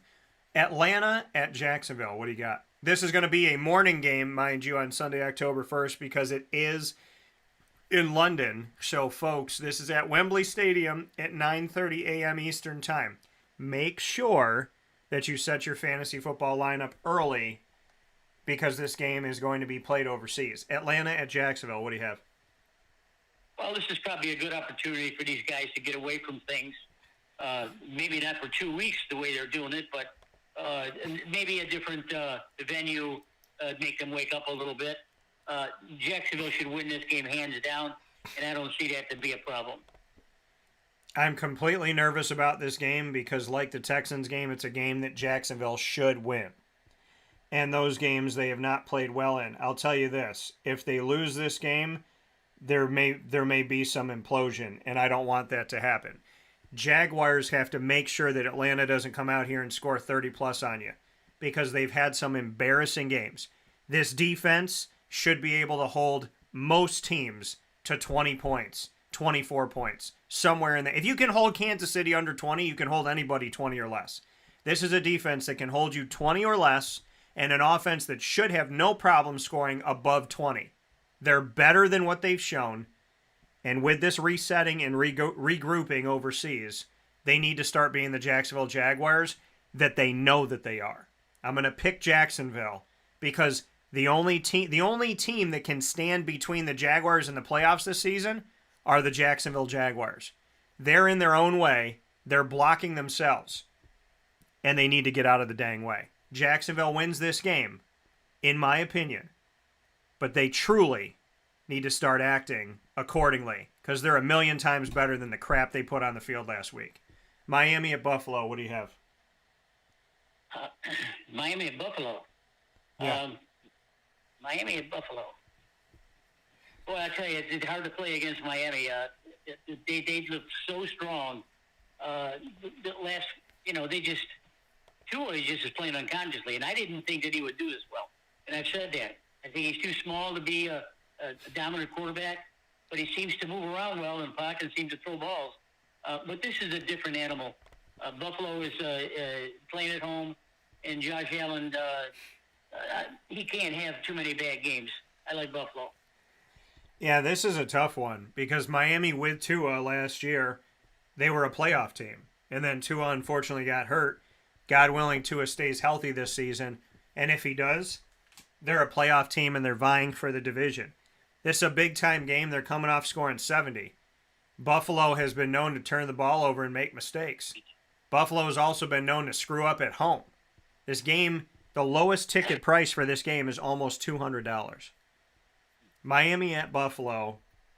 I'm going to give the slight edge to Buffalo, and they better come in here with the firepower because if they give Miami a doorway, you may not like what you see. Buffalo at home, but Miami is no joke. Denver at Chicago, the battle of two of the worst teams in the NFL. This could be the game that determines the number one pick in 2024. What do you think, PJ? Well, this is. I saw this last night when I was going through the games. I said, this is an awful game. I don't think. Someone has to win this game, and I'm thinking that Chicago looked so bad last week that it doesn't. I don't think they could work any better. But they also were poor against one of the best teams in football. I think this is a game that I think they can win, Daniel. So I'm going to stay with Chicago. Yeah, I'm going with Chicago. I can't argue that Denver has put anything on the field that makes me believe that they can win football games in the NFL currently. So I'm going to go with Chicago because Denver is they're a hot mess. And once again, it wasn't Nate Hackett's fault. I'm happy y'all know that now. Baltimore at Cleveland. I know they're playing at Cleveland, but I think Lamar Jackson's a little bit too much. Cleveland's bubble's going to be burst this week. I like Baltimore. Yeah, this one's a tough one because Baltimore just struggled at home against the Colts, and Cleveland just took it to Tennessee, which helped out the Jaguars if the Jaguars would have won the game, which we've said that in the past. Baltimore at Cleveland, what a tough one to pick. What a tough one to pick. PJ's going to go with Baltimore. I'm going to give a slight edge to Baltimore, but I'm watching Cleveland very closely this season because they're They're doing some things for sure early on. Cincinnati at Tennessee. They just lost to Cleveland. Will they lose to another AFC North team, PJ? I think Joe Burrow woke up last week. I know he's not moving around as best he could, and I know he's got to be careful when he sprints out of the pocket. If he does, I like Cincinnati here. Yeah, I got to go with Cincinnati in this one as well. You know, seeing the way that Tennessee played against Cleveland, I can't imagine Tennessee being a good enough team right now to defeat T. Higgins, Jamar Chase, Joe Mixon, and Joe Burrow. So, Cincinnati on the road. The Los Angeles Rams at the Indianapolis Colts. Rams got too much, bud. Anthony Richardson hurt. I know Gardner Minshew played a hell of a game, but this talent level without Richardson in there is going to be too much to overcome the Rams. You know, and Gardner Minshew, as we told you in Jacksonville, that man ain't that bad, and you got to start giving him his flowers. He played a heck of a game. I'm going to pick the Rams in this one as well, but Minshew, man, that is a guy who should get a lot more credit than we see him get, and I love the fact that I'm not happy that Anthony Richardson got hurt, and God willing, he's better and stays well. But I am very happy that Gardner Minshew got to play another game and got to kick some tail again. I'm going with the Rams in this one, though. Tampa Bay at New Orleans. How about this? Jameis Winston up against his last team. This is the famous Jameis bowl game. Carr will play. I don't think they want Jameis on the field. And I like Tampa Bay. Yeah, this is a game where, you know, we shall see what's going to happen here on the latest. Carr, he said, if I can play, I'll play. But is he going to play every single down is going to be the question. Tampa Bay at New Orleans. New Orleans has played some weird games this season with some weird scores. So has Tampa. PJ's going Tampa, and I'm going to go with Tampa as well. Just because New Orleans is struggling. And New Orleans doesn't have all their firepower. Washington at Philadelphia. This will be non-competitive. This is Philadelphia probably by 30 points. Yeah, I got Philadelphia in this one as well.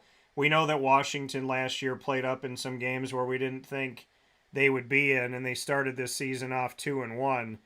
But at the same time, they just played a real deal team in Buffalo and got it handed to them, and now they're playing a team that's trying to get back to the Super Bowl. I got Philly at this one. Minnesota at Carolina. This also won't be a good competitive game. I think Kirk Cousins. I tell you, Bryce Young wanted to look at someone play quarterback. Watch Kirk Cousins. That's the way he's been doing it for 15 years in this league. Minnesota. Yeah, I got Minnesota in this one too. I don't think it's going to be close. Pittsburgh at Houston.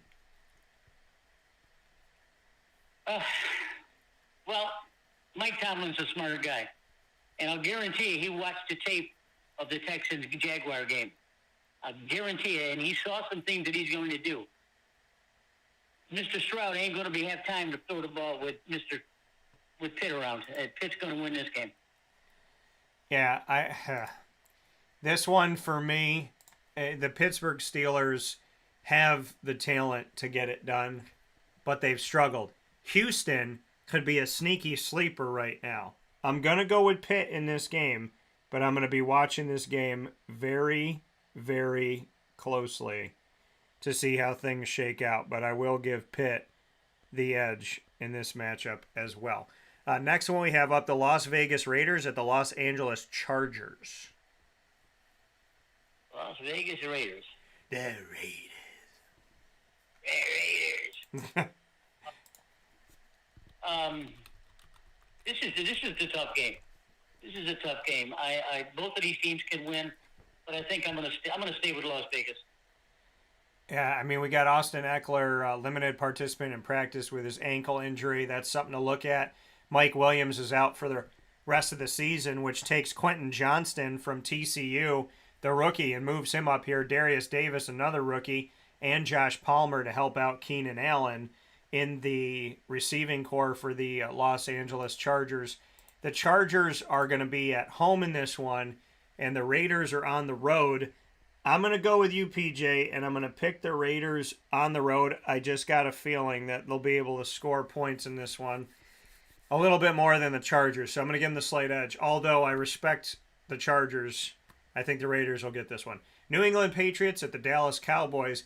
Dallas should be 3-0 based on how they played the first 2 weeks, but they went to Arizona and they look like crap. And New England, well, they beat the Jets because the Jets are worse than the Patriots are, which is sad to say. The Jets are the basement of the basement, and the Patriots are the basement. So, what do you have for Patriots at Cowboys? I think Dallas wins this game, but it's more competitive than you think. I think Mike McCarthy will have these guys playing up after what he saw last week. He can only do better. So, I think he'll have his team ready to play. Yeah, I'm going with the Cowboys in this one. If they lose to the Patriots, I don't know who the heck they are right now. Arizona at San Francisco. What do you have for this one? San Francisco's going to score at will. Yeah, I got San Fran in this one as well, although Arizona's played some good games, including the one against Dallas, with Josh Dobbs, mind you. And to the people that run the Arizona Cardinals gift shop, you should probably get your starting quarterback's jersey in the building. Just to say that for Josh Dobbs, you should probably make that available. Let's make it happen. Sunday Night Football. This game was obviously made back when Aaron Rodgers was supposed to be the quarterback. Kansas City at the New York Jets. This is probably going to be 51-0. But what do you think, PJ? What a terrible game. When you're so much better than the team you're going to play. It's up to coaches to try to get the guys, get them excited about playing football. Kansas City. I don't know. I don't know how you motivate Kansas City to play this game, but they have to be motivated. It may be a closer game than we think. I don't think so. This is a true motivation factor on Kansas City. If they can take care of business and run the score up, they're okay. Yeah, I got Kansas City in this game. Again, this is a game that should be out of hand. They should be playing their backup quarterback and their backup. This should be an opportunity for a bunch of guys to get out there and get some reps, because Kansas City, with their starters, should have absolutely no problem with the Jets at all. I do have some other news, though. Yeah. Taylor Swift be there to watch the game. Taylor Swift. We'll see her for some more prime time. So I've been reading all week long. I love it. It makes the dum-drums of the National League football a little bit better.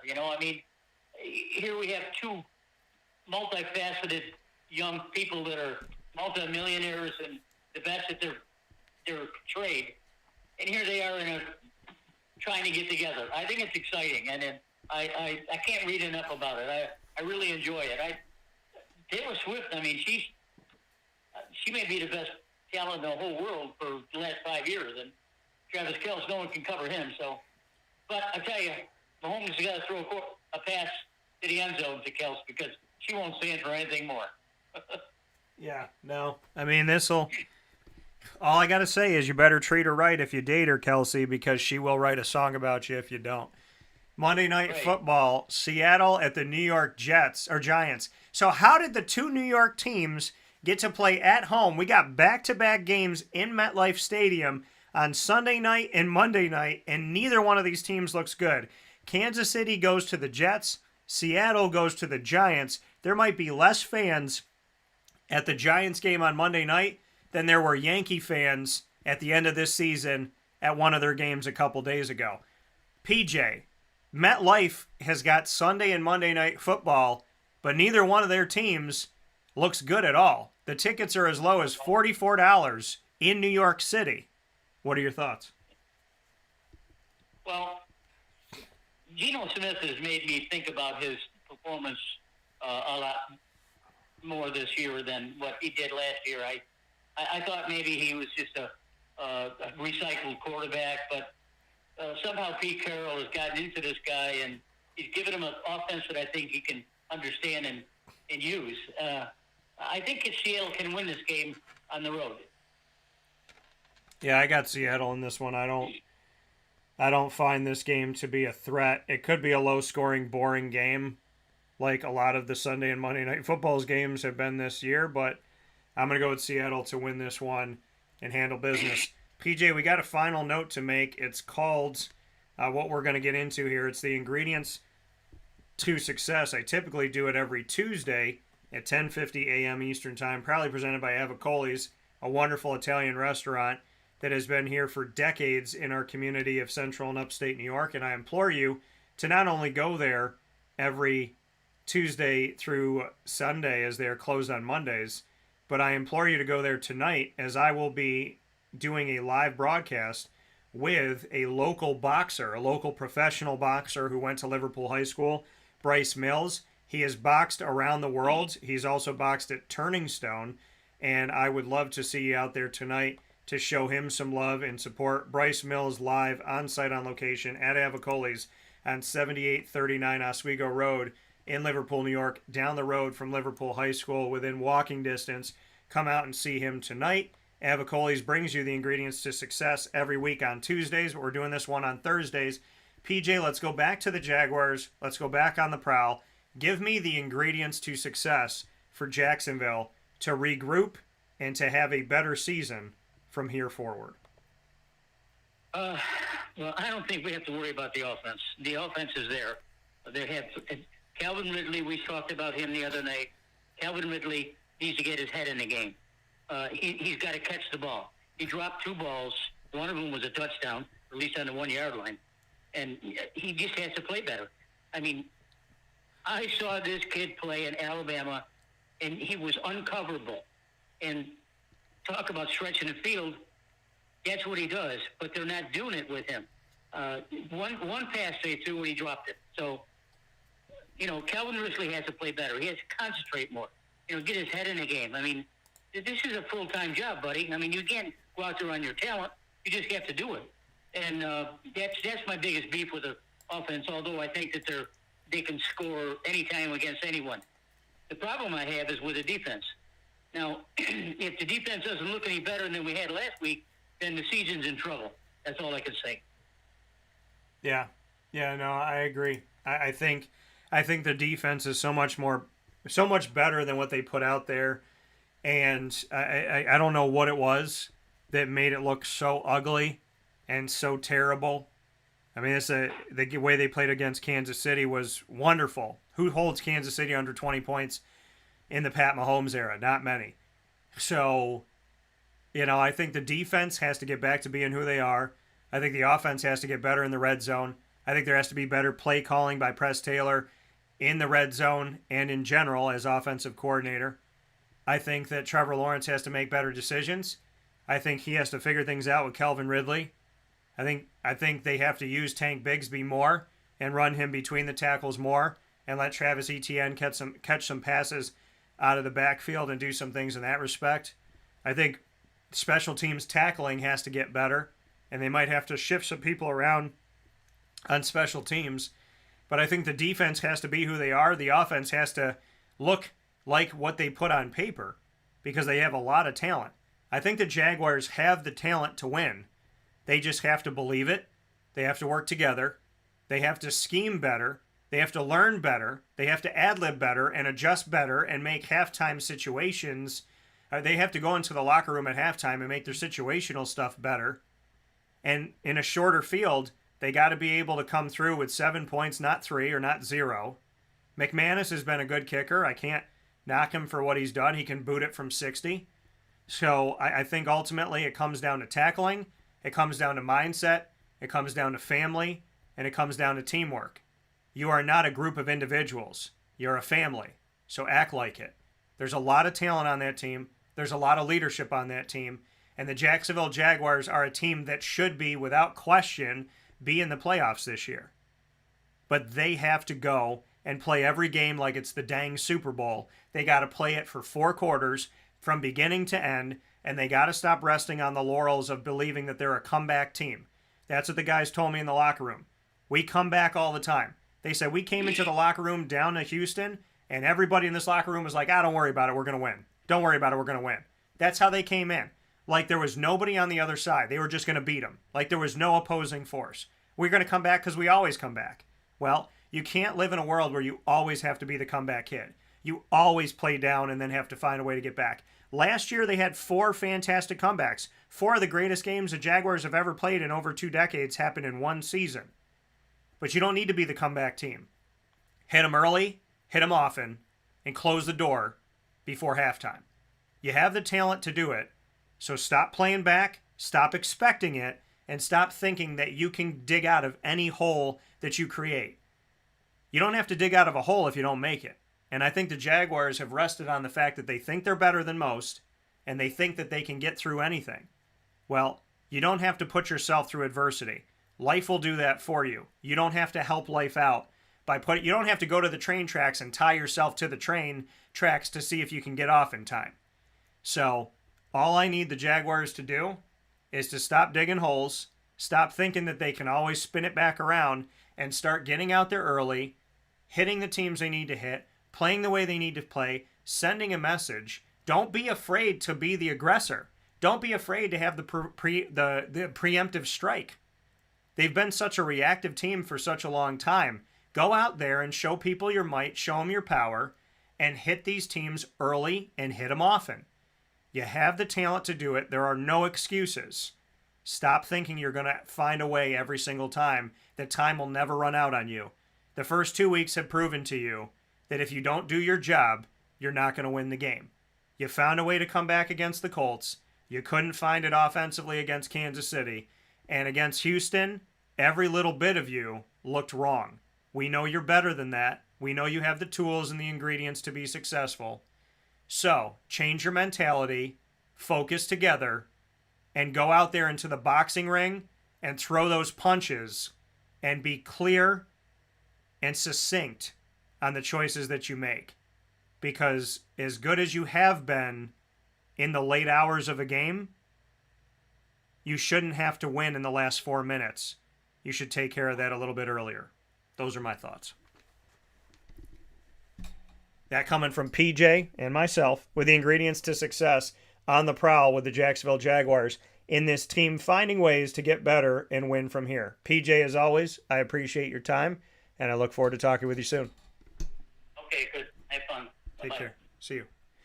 That coming from Papa Joe here on Wake Up Call with Dan Tortora, where sports truly meets that thing called life. I can't thank you enough for tuning in to the show every Monday through Friday from 9 a.m. to 11 a.m. Eastern Time on YouTube.com, Facebook.com, both /WakeUpCallDT, and on WakeUpCallDT.podbean.com. So we appreciate you being here and hanging out with us on Wake Up Call. Once the shows go live, they jump into the archive, and you can find us on Amazon Music, Audible, iHeartRadio, iTunes, and Apple Podcasts, as well as Player FM, Podbean, Podchaser, Podvine, Spotify, TuneIn, and YouTube by searching Wake Up Call with Dan Tortora, or one word, Wake Up Call DT. So make sure you check for us there, download us, save us, and favorite us so you never miss a broadcast again.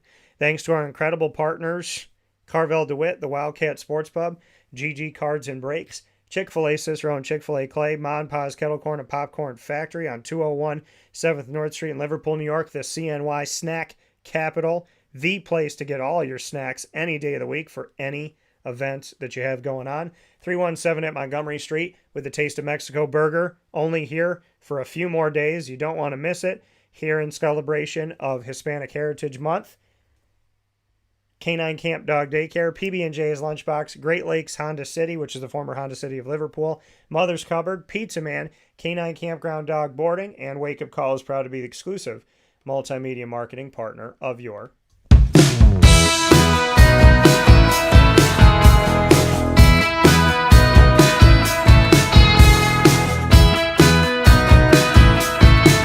Lemoyne College Dolphins. It's Fins Up every single month on Wake Up Call. Check out the Dolphins in Dolphin Time every Wednesday at 9 a.m. Eastern Time. You will hear from your Dolphins and have the opportunity with the Dolphins on the first and third Wednesday of each month to hear from Athletics Director Bob Beretta and myself, Dan Tortora, in AD and DT. And every second and fourth Wednesday You will hear from student athletes, coaches, administration, and or alumni and future students by going to the Dolphin Dive. The Dolphin Dive, diving into the stories of so many people connected to the wonderful Lemoyne College Dolphins. You can check all this content out by subscribing to youtube.com/wakeupcalldt. There is a Lemoyne playlist there for you that you can click on and go through our archive of 2+ years of speaking with the Dolphins. So make sure you do that today. For more information, go to LeMoyneDolphins.com. And as always, fins up.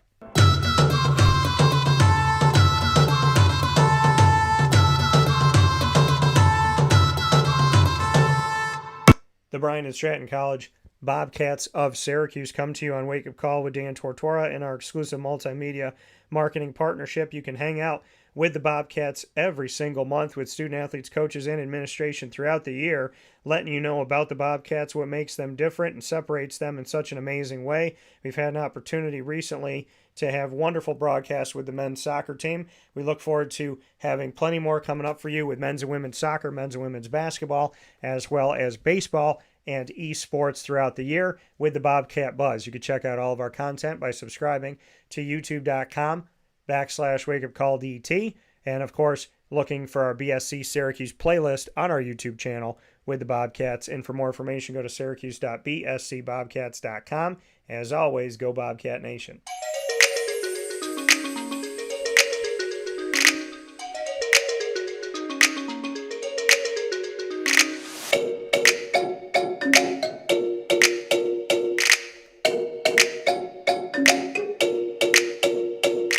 The Alfred University Saxons are exclusive multimedia marketing partners with Wake Up Call with Dan Tortora. You can find the Saxons during Saxon Time, Mondays at 10:30 a.m. Eastern Time. The Saxons coming to you every first and third Monday with the Presidential Perspective featuring President Mark Zupan of Alfred University with topics all throughout the month and all throughout the year, discussing with me this week the College of Business and so much more. And you definitely don't want to miss all the opportunities we have to speak with a president who truly knows his students in such a unique and very beautiful, kind, and personal way, which I think is wonderful and definitely sets Alfred University apart, in my opinion.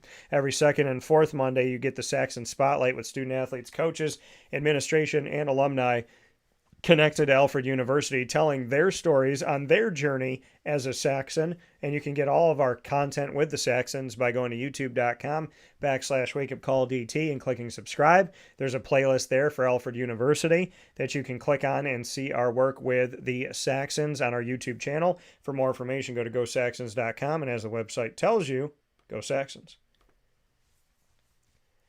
With that being said, here on Wake Up Call with Dan Tortora, I bid you adieu. We will extend out in a new video for fantasy football to make sure you get all of your fantasy advice for Week 4 of the 2023-24 season. I want to thank Papa Joe for our conversation as always. I want to thank you, Facebook at Wake Up Call DT, X at Call DT, and Instagram at wakeupcall_DT. Of course, youtube.com/wakeupcalldt and on wakeupcalldt.com, which has been newly designed to make things even better for you and your experience of going to our website. We thank you so much. We'll see you tonight at Avicoli's for a boxing special called the Wake Up Call Knockout, featuring local professional boxer Bryce Mills from Liverpool High School. Joining me at Avicoli's tonight, Thursday, September 28th at 6 p.m. at 7839 Oswego Road in Liverpool, New York at Avicoli's. So we'll see you there.